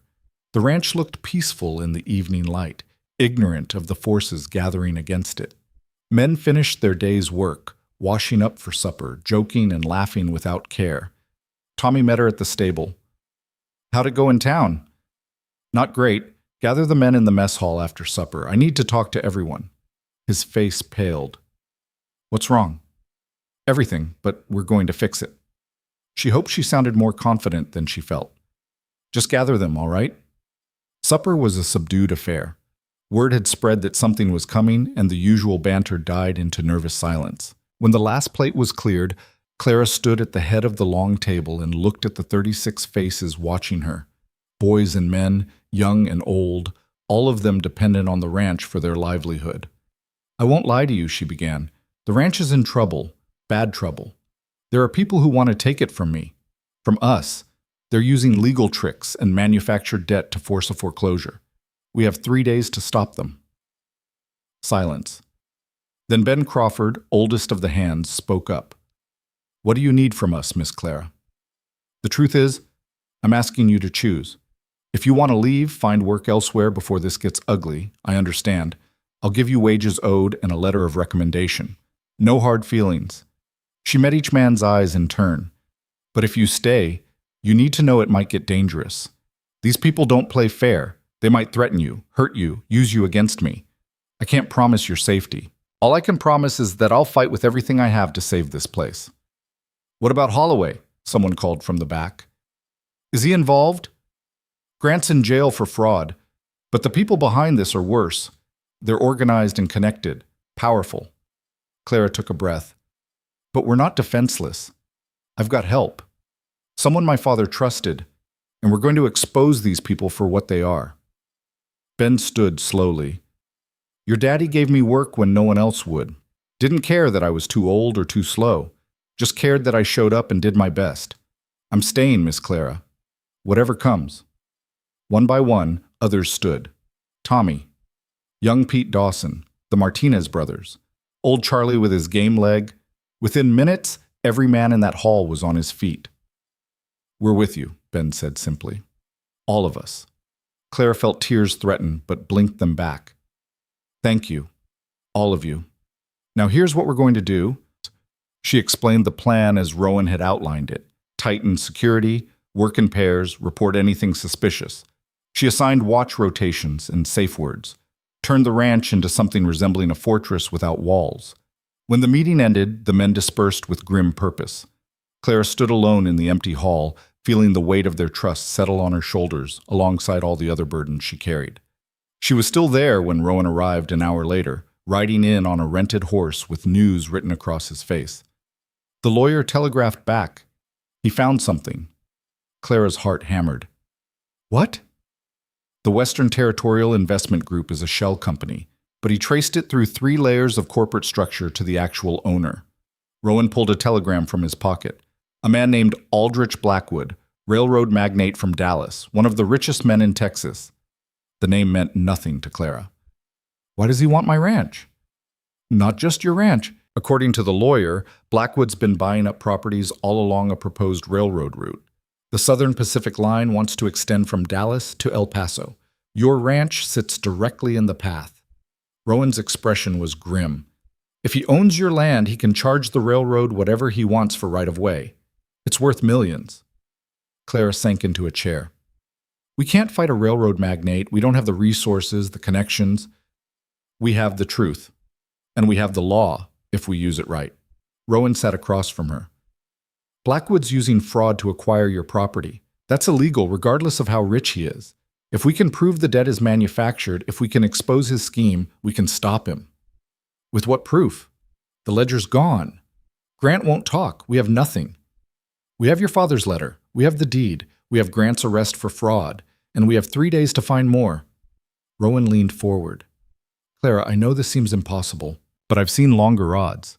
The key is making Blackwood believe we're more trouble than we're worth, making the fight so public, so messy, that even winning costs him more than losing. How do we do that? We go to the newspapers, we make noise, we force him to fight in the light instead of the shadows. Rowan's eyes gleamed with something fierce. Rich men hate exposure. They hate their dirty business becoming public knowledge. We drag this into the open, make it a scandal, and suddenly his friends in high places start looking elsewhere. Clara felt something shift inside her, fear transforming into determination. When do we start? Tomorrow, first light. We ride to Austin, talk to every newspaper that'll listen, file injunctions in every court we can find. We turn this into the biggest legal fight Texas has seen in years. He smiled, sharp and dangerous. And we make Aldrich Blackwood regret the day he heard the name Whitlock. For the first time in days, Clara smiled back, not with happiness, but with the fierce joy of a cornered animal that had decided to bite. The war was coming, and she intended to meet it teeth bared. They left for Austin before dawn, riding hard through country that changed from scrub brush to rolling hills as the miles fell away behind them. Clara had never been to the capital. Her world had been bounded by the ranch and the small town of Thornton, and that had always seemed enough. Now, watching the landscape unfold beneath a sky gone pale with morning, she felt the smallness of her life pressing against the enormity of what they were attempting. Rowan rode beside her in silence, his face set in lines of concentration. He'd changed since yesterday, or perhaps Clara was simply seeing him clearly for the first time. Not a drifter, not a savior, but a man carrying his own weight of purpose and regret. Whatever debt he felt he owed her father, it drove him with an intensity that matched her own desperation. They stopped once to water the horses and eat the biscuits Clara had packed. The sun climbed higher, turning the day hot and bright. "Tell me about Aldrich Blackwood," Clara said, breaking the silence. "What kind of man are we facing?" Rowan wiped his mouth and stared at the horizon. The worst kind. Smart, ruthless, and convinced he's entitled to whatever he wants. He started with nothing, worked his way up from railroad labor to ownership through combinations of brilliance and brutality. Now he controls half the freight routes in Texas and sits on the boards of 3 banks. He glanced at her. Men like that don't lose gracefully. When we challenge him, he won't just fight to win. He'll fight to destroy us completely, make an example that keeps others from trying the same thing. You're trying to scare me. I'm trying to prepare you. There's a difference. Rowan stood, brushing dust from his pants. But here's what men like Blackwood never expect. People who refuse to be afraid. People who'd rather go down fighting than surrender quietly. That's our advantage, Clara. He thinks we're already beaten. We're going to prove him wrong. They reached Austin by late afternoon, the city sprawling before them in a confusion of buildings and noise that made Clara's head spin. She'd imagined it grander somehow, more orderly. Instead, it was chaos. Wagons and horses competing for space on muddy streets, people shouting in languages she couldn't identify. The smell of industry and progress mixing with the stench of too many bodies packed too close together. Rowan navigated the chaos with ease, leading them to a modest hotel near the Capitol building. We'll stay here tonight. Tomorrow we hit the newspapers first thing, then the courts. We need to file injunctions before Blackwood's lawyers can block us. Clara followed him inside, acutely aware of the stares they drew. A woman in dusty riding clothes and a man who looked like he'd stepped out of a range war. The desk clerk's disapproval was palpable, but Rowan's money was good, and he asked no questions beyond the necessary. The room they secured was small but clean, with 2 narrow beds and a window overlooking the street. Clara set her satchel on one bed and moved to the window, watching the city move beneath her. Somewhere out there, Aldrich Blackwood was conducting his business, unaware that his carefully constructed scheme was about to become very public and very messy. "You should rest," Rowan said from behind her. "Tomorrow's going to be a long day." "I can't. Every time I close my eyes, I see the ranch, see my father's face, see everything I'm about to lose." She turned to face him. "How do you do it? Stay calm when everything's falling apart?" "Who says I'm calm?" He sat on the other bed, pulling off his boots with a grimace. "I'm terrified, Clara. Terrified we won't find the proof we need. Terrified Blackwood's resources will overwhelm us. Terrified I'll fail your father again." He met her eyes. "But terror doesn't help anyone. So I focus on the next step, then the next. One foot in front of the other until we reach the end, whatever that looks like." Clara sat across from him, suddenly exhausted. "Why did my father trust you? Really? It can't just be because you saved him in an alley." Rowan was quiet for a long moment, his hands working at a loose thread on his pants. When he spoke, his voice carried a weight of old pain. "I think he saw something in me that I'd stopped seeing in myself. Hope, maybe, or potential. After the war, after everything I'd seen, I was just drifting. No purpose, no direction. Your father, he talked to me like I mattered, like I could still be someone worth being." He looked up. "He told me about the ranch, about you, about building something that would last. And for the first time in years, I wanted that too. Wanted to be part of something bigger than my own survival. So you're doing this for him, not for me. I'm doing it for both of you, and maybe for myself too. Maybe this is my chance to prove I'm not just a man who wanders through other people's lives without leaving anything good behind." He stood, moving to his satchel. "But mostly, I'm doing it because it's right. Because Blackwood and men like him destroy good people for profit, and someone needs to stop them." He pulled out a worn photograph and handed it to Clara. It showed a young couple, a woman with kind eyes and a man in Union blue, his arm around her waist. "That was my sister and her husband. They had a farm in Pennsylvania. Small place, but it was theirs. Then a railroad company decided they wanted the land, offered pennies on the dollar. When my brother-in-law refused to sell, they manufactured debt just like Blackwood's doing to you. Took the farm, left them with nothing." His jaw tightened. "They both died that winter.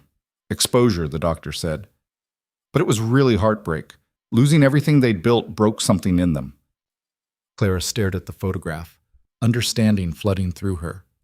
That's why you came, not just for my father, because you've seen this before and failed to stop it before.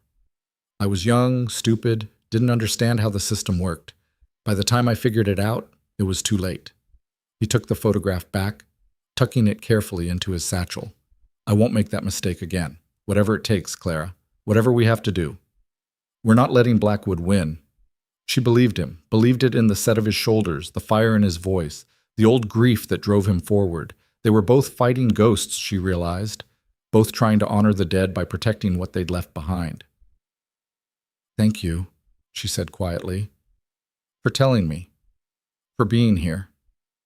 Don't thank me yet. We haven't won anything. But his expression softened. Get some sleep. I'll take first watch. Watch for what? For whoever Blackwood sends when he realizes we're making noise. Men like him don't wait for legal processes to play out. They send messages. He checked his pistol with practiced efficiency. I'm going to make sure that message doesn't get delivered. Clara wanted to argue, to insist she could keep watch too, but exhaustion dragged at her bones, and she knew he was right. Tomorrow would demand everything she had. She needed to be sharp. She lay down fully clothed, her hand near the small derringer she'd tucked in her boot. Sleep came reluctantly, filled with dreams of her father signing papers while smoke rose from the ranch behind him. In the dreams, she tried to warn him, but no sound came from her throat. She could only watch as everything burned. She woke to darkness and Rowan's hand on her shoulder. Easy, just me. Sun's not up yet, but we should move. Clara sat up, disoriented. What's wrong? Maybe nothing. Maybe I'm paranoid, but there's been a man watching the hotel since midnight. Changed shifts with another man an hour ago. Could be innocent. Could be Blackwood's people keeping tabs. He was already packed, his movements efficient in the pre-dawn gloom. Either way, I'd rather not wait around to find out. They left through the back entrance, moving through streets still dark and empty. Rowan led them to an all-night diner where they ate breakfast among night shift workers and insomniacs. Then, as the sky began to lighten, they made their way to the offices of the Austin Statesman. The newspaper occupied a 3-story building that smelled of ink and ambition. A young clerk met them at the door, his expression skeptical. We need to speak with your editor, Rowan said. It's about a story, a big one. Everyone says that. You got an appointment? No, but we've got proof of fraud, corruption, and a railroad magnate trying to steal land through manufactured debt. That enough to get us 5 minutes? The clerk's eyes sharpened. Wait here. He disappeared into the maze of desks and printing presses. Clara could see men hunched over typewriters, the clack-clack of keys providing percussion to shouted conversations and ringing telephones. The chaos was strangely comforting. At least here, things were happening. Stories were being told. The clerk returned with a man in his 40s, ink-stained and sharp-eyed. I'm Douglas Mercer, senior editor. You've got 5 minutes to convince me you're not wasting my time. Rowan laid it out clean and fast. The ranch, the debt, Grant's fraud, the Western Territorial Investment Group, and the trail leading back to Aldrich Blackwood. He showed the forged loan documents, the deed with its suspicious timing, the telegram from the Austin lawyer. Mercer listened without interruption, his expression giving nothing away. When Rowan finished, Mercer studied them both. You got proof Blackwood's directly involved? Documents with his signature? Testimony from someone in his organization? Not yet, but then you've got a theory. Interesting theory, I'll grant you, but Aldrich Blackwood is one of the most powerful men in Texas. I print accusations against him without ironclad proof. He'll sue us into oblivion and I'll be selling apples on street corners. Clara leaned forward. What if we get you proof? What if we can connect him directly to the fraud? Then I'll run it front page, above the fold, and damn the consequences. Mercer's smile was wolfish. But you've got to bring me something concrete. Names, documents, witnesses who'll go on record. Can you do that? We can try, Rowan said. Trying's not enough. You come back with proof, or don't come back at all. Mercer stood. But for what it's worth, I hope you do. Men like Blackwood think they're untouchable. I'd love to prove them wrong. They left the newspaper office with a mix of frustration and renewed purpose. One newspaper down, a dozen more to try, and the same problem at each, No one would print the story without proof that could withstand Blackwood's lawyers. "We need that ledger," Clara said as they walked toward the courthouse. "It's the only proof that the ranch was solvent when my father died. Without it, everything else is just our word against manufactured documents. Then we find it. But first we file those injunctions. Make sure Blackwood can't foreclose while we're gathering evidence." Rowan checked his pocket watch. "Court's open in 20 minutes. We should—" The gunshot cut him off mid-sentence. Rowan grabbed Clara and threw her against the nearest building as a second shot rang out, chipping brick inches from where her head had been. People on the street screamed and scattered. Rowan had his pistol out, scanning the rooftops. "There!" Clara pointed to a figure on the building across the street, already running. Rowan took off after him, leaving Clara pressed against the wall with her heart hammering. She should stay put, should wait for the law. But Rowan was already halfway down the block, and whoever had shot at them was getting away. Clara ran. She caught up to Rowan in an alley behind a hardware store, where he had the shooter cornered, a thin man in dusty clothes who held a rifle with the desperate grip of someone who knew he was caught. "Don't shoot," the man said, his voice shaking. "Please, I got kids." "Then you should have thought of that before you tried to kill us." Rowan's pistol never wavered. "Who sent you?" "I don't know names. Just got a telegram yesterday. $50 to scare off a woman and a man asking questions about the Western Territorial Investment Group. I wasn't supposed to hit you, just scare you back to wherever you came from." "Who sent the telegram?" "I told you, no names. Just instructions and money. I needed the money. My farm's failing. My wife's sick." "Everyone's got a story," Rowan said coldly. "Right now I don't care. You're going to take us to whoever gave you those instructions. Or I'm taking you to the law, and you can explain attempted murder to a judge." The man's face crumbled. "There's a boarding house on 6th Street, room 12. That's where I picked up the money. I swear that's all I know." Footsteps pounded toward them, police finally responding to the shots. Rowan looked at Clara, a question in his eyes. She nodded. They didn't have time for arrests and statements and explanations that would eat up the day they didn't have. Rowan lowered his pistol. "Get out of here, and if I see you again, you won't get another warning." The shooter ran. Rowan grabbed Clara's hand and pulled her in the opposite direction, moving fast through back alleys until they'd put distance between themselves and the gathering police. "Are you hurt?" He checked her over with quick professional efficiency. "I'm fine.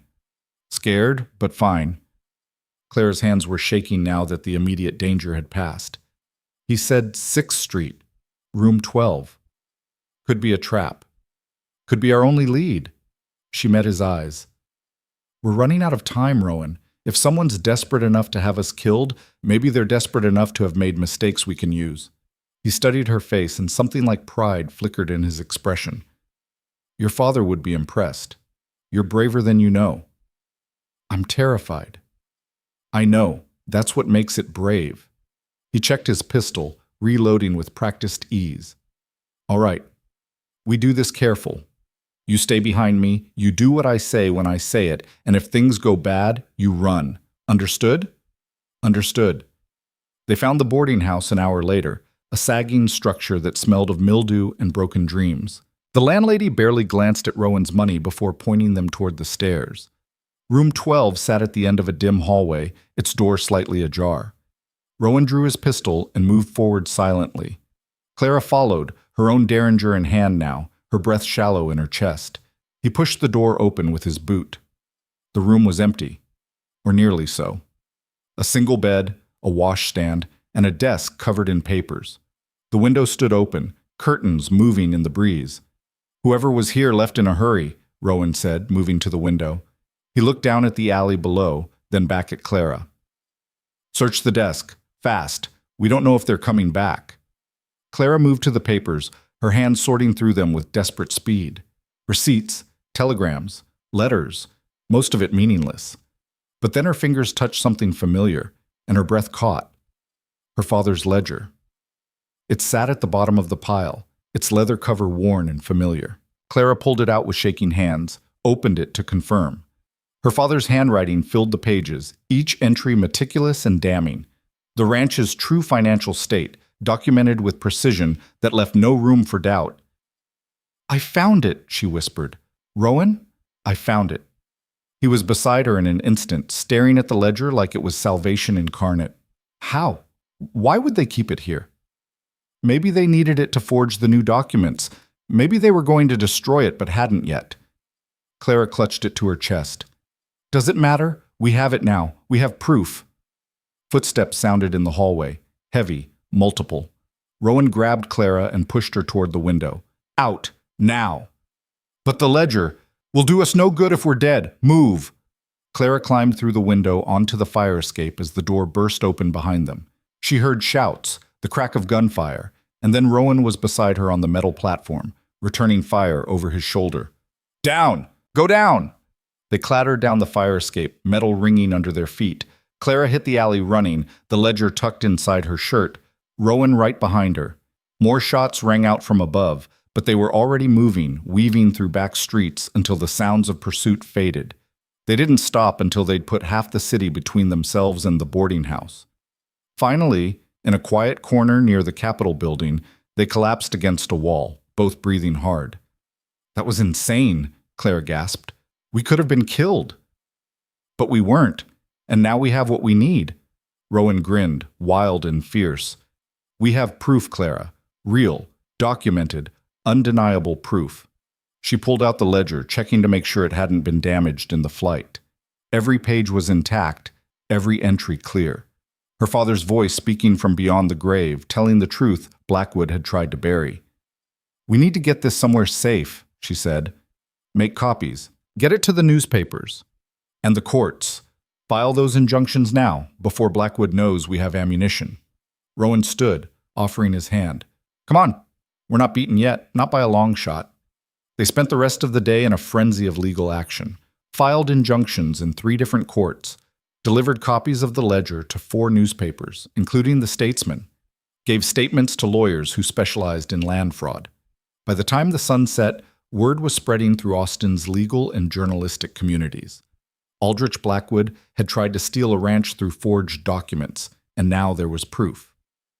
The Statesman ran the story that evening, not front page yet, but prominent enough. Mercer had been true to his word. The headline read, Railroad Magnate Accused of Land Fraud. Documents Suggest Systematic Scheme. Clara held the newspaper in her hands, staring at her own name in print. It felt surreal, seeing her struggle transformed into public record. This is it, Rowan said quietly. We've made noise. Now Blackwood has to respond. And when he does, he'll be doing it in the light where everyone can see. They returned to the hotel exhausted but grimly satisfied.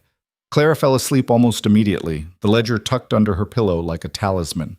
For the first time in days, her dreams were peaceful. She woke to chaos. Rowan was shaking her shoulder, his face grim in the lamplight. Get up, we have to go. What's wrong? Telegram from Thornton. There's been trouble at the ranch, a fire in the bunkhouse. No one was hurt, but it's bad, Clara. They're saying it was deliberate. Ice flooded her veins, the workers, her people. While she'd been here fighting legal battles, Blackwood had struck at the heart of what she was protecting. We have to get back. I know. Horses are already saddled, but Clara, he gripped her shoulders. This is exactly what he wants. To pull us away from the fight here, make us reactive instead of strategic. If we go back now, we abandon everything we've built in Austin. I don't care. Those men trusted me, stayed because I asked them to. If they're in danger, then we make sure Blackwood pays for it. We finish what we started here, expose him completely, and destroy his ability to hurt anyone else. Rowan's eyes were intense. I know it's hard, but running back to the ranch won't protect them. Winning this fight will. Clara wanted to scream, to rage at the impossible choice, but she knew he was right. Blackwood was forcing her hand, trying to make her abandon the high ground for immediate comfort. If she fell for it, everything they'd accomplished would be wasted. How bad is the fire? Bad enough to scare people, not bad enough to destroy the ranch. It's a message, Clara. A warning. He released her shoulders. But we can send a message too. We stay here, we keep fighting, and we show Blackwood that terror tactics don't work on us. Clara thought of Tommy, of Ben Crawford, of all the men who'd stood up in that mess hall and pledged their support. They deserved better than an employer who abandoned them. But they also deserved justice, deserved to see the man threatening them brought low. We stay, she said, the words bitter but necessary. We finish this, and then we make Blackwood wish he'd never heard the name Whitlock. The next morning brought news from multiple fronts. 2 more newspapers picked up the story. A judge agreed to hear their injunction request in emergency session. And most importantly, a telegram arrived from Sheriff Morrison in Thornton with news that made Clara's heart race. Grant Holloway's talking. Prosecutor offered him a deal, reduced sentence in exchange for testimony. He's willing to give up names, dates, connections, says he can prove Blackwood's direct involvement. Rowan read the telegram twice, his expression cautious. Could be a trick. Could be Grant trying to save his own skin with worthless information. Or it could be exactly what we need. Clara paced the small hotel room. If Grant testifies, if he connects Blackwood to the fraud, the newspapers will have to run it. The courts will have to listen. It means going back to Thornton, leaving Austin just when we've got momentum. We take the momentum with us. Use Grant's testimony to force Blackwood's hand. She stopped pacing, decision crystallizing. We get Grant on record, we bring that testimony back to Austin, and we bury Blackwood with the weight of his own corruption. Rowan nodded slowly. All right, but we do this smart. We travel separately, you take the ledger and Grant's testimony when we get it, I'll carry the copies and affidavits. If something happens to one of us, the other can still finish the fight. The thought of separating made Clara's chest tighten, but the logic was sound. They'd put all their evidence in one place, and one well-aimed bullet could destroy everything. When do we leave? Noon train gets us to Thornton by evening. He moved to his satchel, checking his pistol and ammunition. And Clara? When we get there, stay close to people you trust. Blackwood's escalating. The fire was just the beginning. They spent the morning securing their gains in Austin, filing additional paperwork, meeting with lawyers, ensuring the legal machinery would keep grinding even in their absence. By the time they reached the train station, Clara felt the weight of what they'd accomplished. They'd done in 2 days what should have taken weeks, forced Blackwood onto the defensive, made him react instead of act. But the cost was showing in Rowan's face, in the tight lines around his eyes. He'd barely slept, had eaten even less. This fight was taking its toll on both of them. The train rattled east through country Clara had ridden just days before. It felt like months. Like she'd left the ranch as one person and was returning as someone else entirely, harder, angrier, more capable of the ruthlessness required to survive. Rowan sat across from her, watching the landscape blur past. Your father would be proud of you, he said quietly. The way you've fought, the way you've refused to break. I feel broken. No. Bent maybe, tested, but not broken. Broken people quit. You're still fighting. He leaned forward. When this is over, if we win, what will you do? Clara hadn't let herself think that far ahead. Winning seemed like such an impossible dream that planning for it felt like tempting fate. But Rowan's question demanded an answer. Run the ranch properly, pay the workers what they deserve, maybe expand the herd, improve the stock, build something worthy of my father's legacy. She met his eyes. What about you? I don't know. For 8 years I've been drifting. Figured I'd keep drifting once this was done. But maybe, he trailed off, looking out the window again. Maybe it's time to stop running from ghosts. Time to build something of my own. The ranch will always need a good foreman. If you wanted to stay, let's win first. Then we'll talk about the future. They reached Thornton as the sun painted the sky in shades of fire. The town looked the same, but Clara saw it differently now. Saw the bank that had enabled Grant's fraud, the sheriff's office that should have caught it sooner, the good people who'd turned a blind eye because it was easier than fighting. Sheriff Morrison met them at the station, his face grave. Miss Whitlock, Mr. Cade. Grant's ready to talk, but his lawyer's insisting on guarantees, wants the deal in writing before his client says a word. Where's the prosecutor? In my office, waiting on you. They convened in the cramped office where this had all started. Clara, Rowan, Sheriff Morrison, the county prosecutor Daniel Shaw, Grant's lawyer Milton Reed, and Grant himself, handcuffed and sullen. Shaw laid out the deal in precise legal language. Grant would receive a reduced sentence of 5 years instead of 20 in exchange for full testimony regarding the fraud scheme, including any involvement by outside parties. His testimony would be given under oath and subject to perjury charges if proven false. Reed reviewed the papers, conferred with Grant in whispers, then nodded. My client accepts. Grant looked at Clara with something between hatred and resignation. You want to know about Blackwood? Fine. I'll tell you everything, but don't think this makes us even. You destroyed my life. You destroyed your own life, Clara said coldly. I just stopped you from destroying mine too. Shaw pulled out a notebook. Start from the beginning, Mr. Holloway. How did you first make contact with Aldrich Blackwood or his representatives? Grant leaned back in his chair, the handcuffs clinking.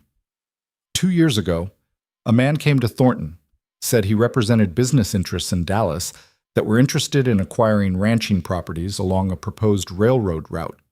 He asked questions about the Whitlock Ranch, acreage, profitability, whether Old Man Whitlock might be interested in selling. I told him no, Jacob Whitlock would never sell. The man thanked me and left. Did this man give you his name? Shaw asked. Called himself Thompson, probably wasn't his real name.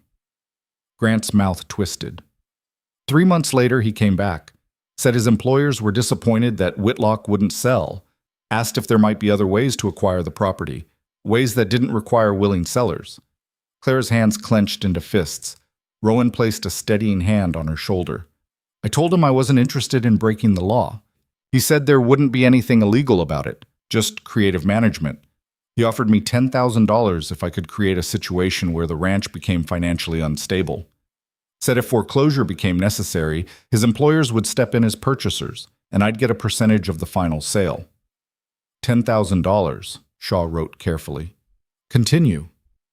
I started small, skimmed from supply purchases, sold cattle to rustlers and pocketed the money, created false entries in the books to explain the losses. When Jacob got sick, it became easier. He trusted me to handle things while he was dying. I used that trust to dig the hole deeper, inflated expenses, deflated revenues, made it look like the ranch was failing. Clara felt bile rise in her throat. While her father lay dying, Grant had been systematically destroying everything he'd built. The betrayal was worse than she'd imagined. After Jacob died, Grant continued, Thompson came back, said it was time to accelerate the process.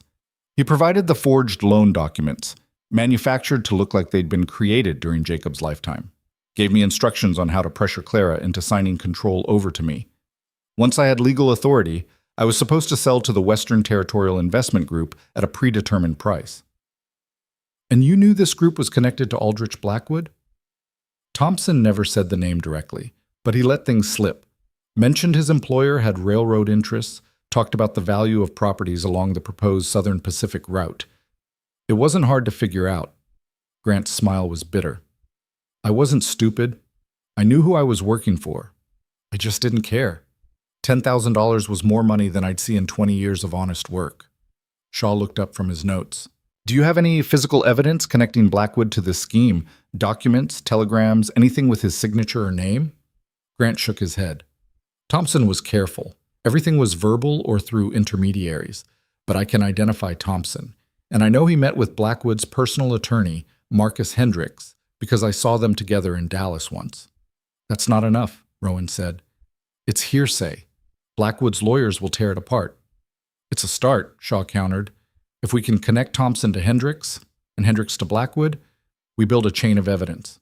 Add that to the forged documents, the manufactured debt, and Miss Whitlock's father's ledger, and we've got a compelling case. Clara leaned forward. Where can we find Thompson? I don't know. He contacted me.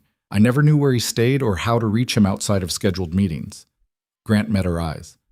But he'll be back. Blackwood won't let this go. He's invested too much, risked too much. He'll send someone to clean up the mess.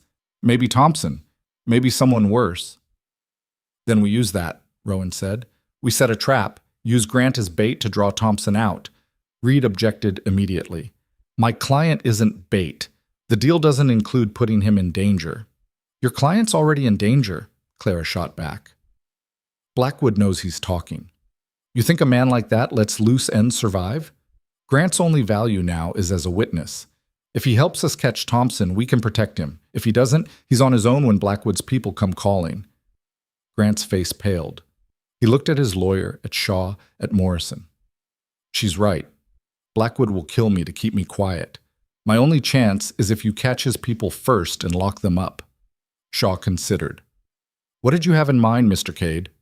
Rowan laid out the plan quickly. Grant would send a telegram to the last contact number Thompson had given him, claiming he had critical information about the investigation. Thompson would come, either to extract the information or to silence Grant permanently. They'd be waiting. It's risky, Morrison said. If this Thompson character is as dangerous as you're suggesting, then we'd better be ready for him. Rowan's voice was hard. Sheriff, how many deputies can you trust?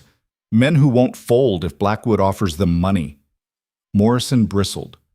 My men are honest. Your men work for wages that barely cover food and rent. Blackwood can offer them a year's salary for 1 hour of looking the other way. I'm not impugning their honor. I'm acknowledging reality. Rowan's tone softened. We need people we can absolutely trust. No exceptions. Morrison nodded slowly. I've got 2. Maybe 3 if we're lucky. Then we'll have to be lucky. Rowan looked at Clara. You should go back to the ranch. Stay with your men where there's safety in numbers. This part doesn't require you. This part requires everyone who's willing to fight. Clara stood. I'm not hiding while you risk your lives for my ranch. We do this together or not at all. She saw the objection forming on his face, saw him wrestle with it and lose. Fine, but you stay in the back, you stay armed, and if things go bad, you run. Agreed? Agreed. Shaw sent the telegram that evening using Grant's name and the coded language Thompson had established. The message was simple. Situation critical, investigation closing in, need instructions immediately, will wait at ranch office. Now they had to wait and see if Thompson took the bait. Clara returned to the ranch to find the bunkhouse half burned, its charred skeleton stark against the evening sky. The men had salvaged what they could and moved their belongings into the barn. They greeted her return with relief and questions she couldn't fully answer. It's going to get worse before it gets better, she told them honestly. The man behind Grant's scheme is fighting back. There may be more fires, more threats. Anyone who wants to leave, now's the time. No shame, no hard feelings. No one moved. Ben Crawford spoke for all of them. We're staying, Miss Clara.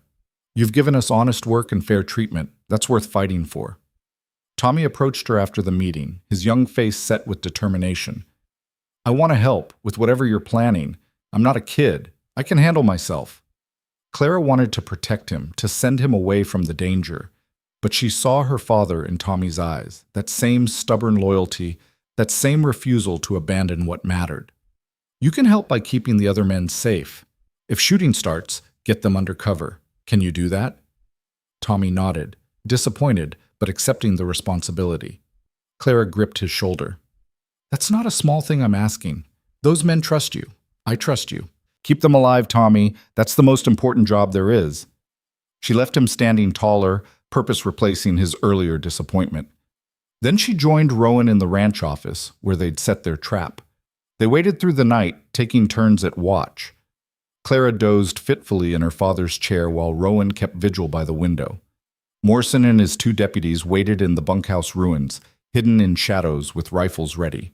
The ranch was silent except for the usual night sounds, horses shifting in stables, cattle lowing in distant pastures, wind moving through mesquite. Dawn came without incident. Then another day. Clara began to think Thompson wouldn't come, that the trap had failed. She was refilling the coffee pot when Rowan tensed by the window. Rider coming, alone.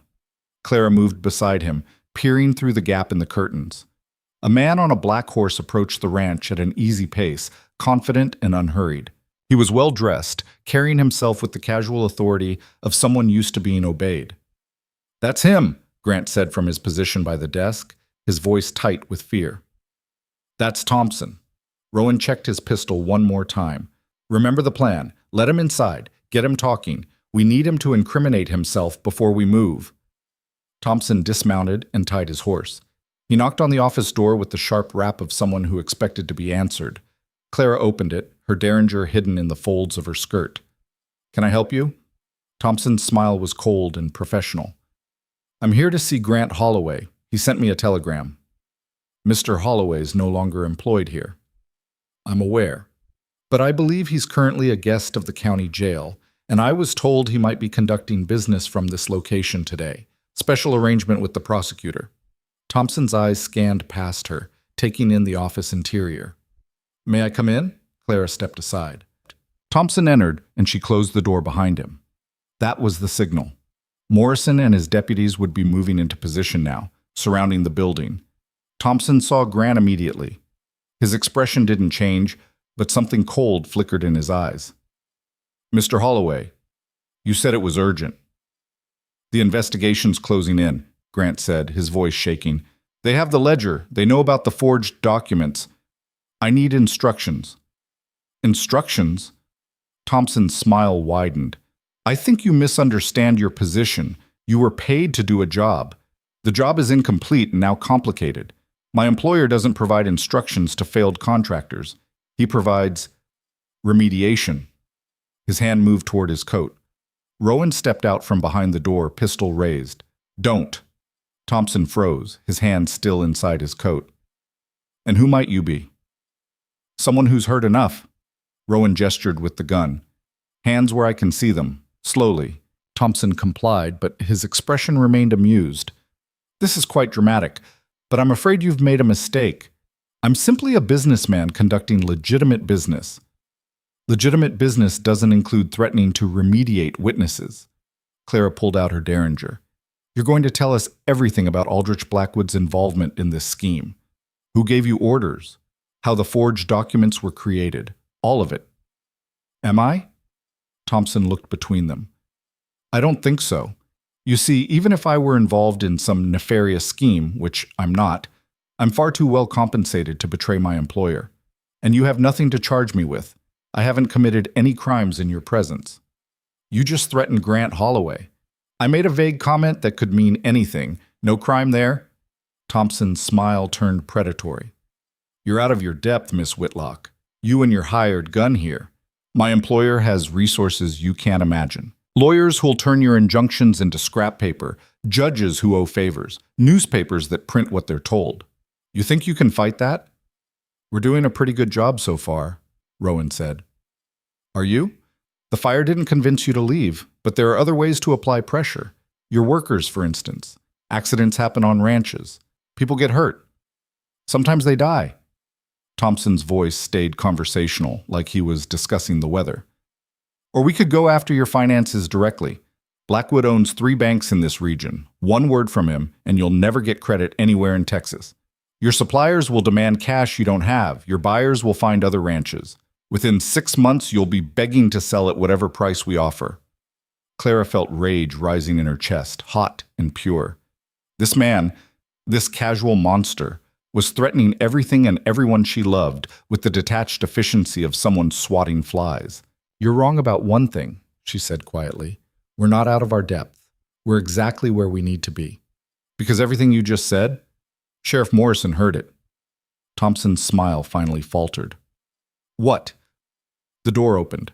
Morrison entered with his deputies, rifles raised. Mr. Thompson, or whatever your real name is, you're under arrest for attempted extortion, conspiracy to commit fraud, and making terroristic threats. You have the right to... Thompson moved faster than Clara would have thought possible. His hand was in his coat and coming out with a pistol when Rowan fired. The shot took Thompson in the shoulder, spinning him around. He stumbled, but stayed on his feet, his own weapon rising. Morrison's rifle cracked. Thompson fell. The silence that followed was deafening. Clara's ears rang from the gunshots. Smoke drifted in the confined space. Thompson lay on the floor, blood spreading beneath him, his breathing shallow and rapid. Get a doctor, Morrison snapped to one of his deputies. The man ran. Rowan knelt beside Thompson, kicked the pistol away, and pressed his hand against the wound in the man's chest. You're dying. Last chance to set the record straight. Help us, and maybe we can get you a deal. Lighter sentence, better conditions. Thompson laughed, the sound wet and painful. You really don't understand. There is no deal. Blackwood doesn't forgive failure. If I talk, I'm dead anyway. At least this way I don't betray anyone. You're protecting a man who sent you to your death. I'm protecting my family. Blackwood promised them money if I stayed loyal. If I talk, they get nothing. They might get worse than nothing. Thompson coughed, blood flecking his lips. You can't win this, Miss Whitlock. Even if you win in court, even if you expose him, Blackwood has too much power. He'll find another way. There's always another way. Then we'll stop him again. Thompson's eyes focused on her face. For a moment, she saw something like respect there. Maybe you will. You're tougher than he thought. Tougher than I thought. His breathing was failing now, each word an effort. Document safe, law. Dallas office, 3rd floor, behind painting. He didn't finish. The light left his eyes, and he was gone. Clara stood over the body, feeling nothing. Not triumph, not horror, just a cold certainty that this wasn't over. Thompson had been right about one thing. Blackwood wouldn't stop. They'd won a battle, but the war continued. Morrison covered the body with a blanket. Well, that went about as badly as it could have gone. We got corroboration of Blackwood's involvement, Rowan said. Grant's testimony plus Thompson's threats, plus the documents we already have. It's enough to force an investigation. Maybe. If Thompson's family doesn't recant his deathbed statement. If Blackwood's lawyers don't bury us in motions. If, Clara interrupted. We can what-if ourselves into paralysis, or we can keep fighting. Thompson mentioned documents in Dallas, a safe behind a painting. That's our next move. Breaking into an office in Dallas? Morrison shook his head. That's burglary, Miss Whitlock. I can't sanction that. Then don't.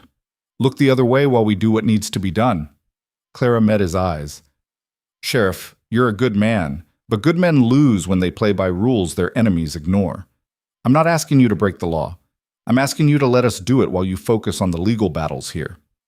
Morrison looked like he wanted to argue. Instead, he sighed. I didn't hear that, and I'm not hearing anything else about Dallas. Understood? Understood. They spent the rest of the day dealing with Thompson's death. Statements to the prosecutor, arrangements for the body, explanations to the curious townsfolk who'd heard the shots. By the time evening fell, Clara was exhausted beyond measure. She found Rowan in the barn, checking his weapons and supplies. You're planning to go to Dallas. We're planning to go to Dallas, he corrected. You're not staying behind for this part. It's dangerous. Breaking into Blackwood's office is exactly as dangerous as everything else we've been doing. And I need you there, Clara. You know what we're looking for better than I do. You've seen your father's handwriting, his signature. If there are forged documents, you'll recognize them. I won't. He was right, and they both knew it. Clara nodded. When do we leave? First train tomorrow. It's a 6-hour ride to Dallas. We'll scout the building during business hours, break in after dark, and be back on the morning train before anyone notices. What about the ranch? If Blackwood sends more men, Ben and the others know to stay alert. Morrison's promised extra patrols, and honestly, I don't think Blackwood will make another move here, not right away. He'll be too busy dealing with the fallout from Thompson's death and the newspaper coverage. We've got a window. We need to use it. Clara helped him pack supplies, dark clothes, tools for picking locks, a canvas bag for carrying documents. They worked in companionable silence, the kind that came from shared purpose and mutual trust. Somewhere along the way, Rowan Cade had stopped being a stranger she tolerated and become a partner she depended on. After this is over, she said quietly, assuming we survive, will you stay? Run the ranch with me as my foreman? He didn't answer immediately. When he spoke, his voice was careful. The deed's still in my name. Legally, I own half the ranch. I know, and I'm asking anyway. Partner ownership, shared decisions, equal say. We've been fighting together. Maybe we should build together too. Rowan set down the lockpicks he'd been organizing. Your father wanted the ranch to be yours, just yours. My father wanted the ranch to be safe and prosperous. That's what I want too. And I think we can do that better together than either of us could alone. Clara met his eyes. So what do you say? Partners? He studied her face for a long moment, then extended his hand. Partners.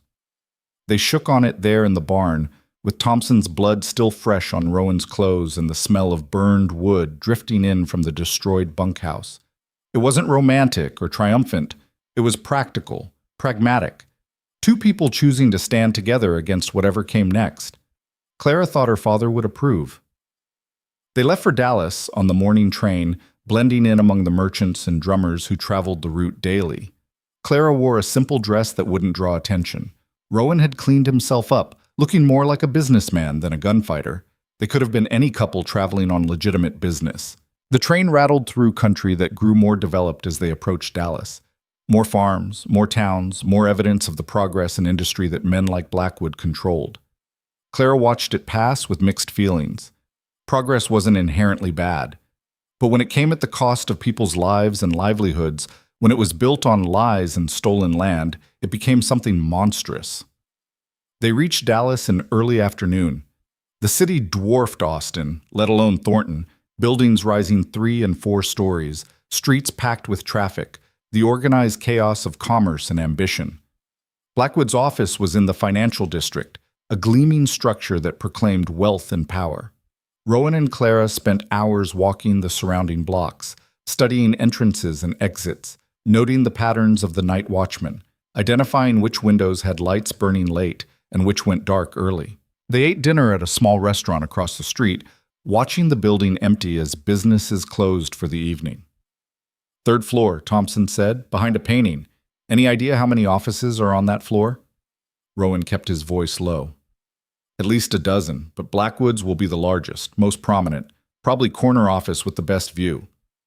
Clara had learned something about powerful men in the past week. They all wanted the same symbols of success. We find the safe." They waited until midnight, then made their approach. The building's side entrance was secured with a simple lock that Rowan picked in under a minute.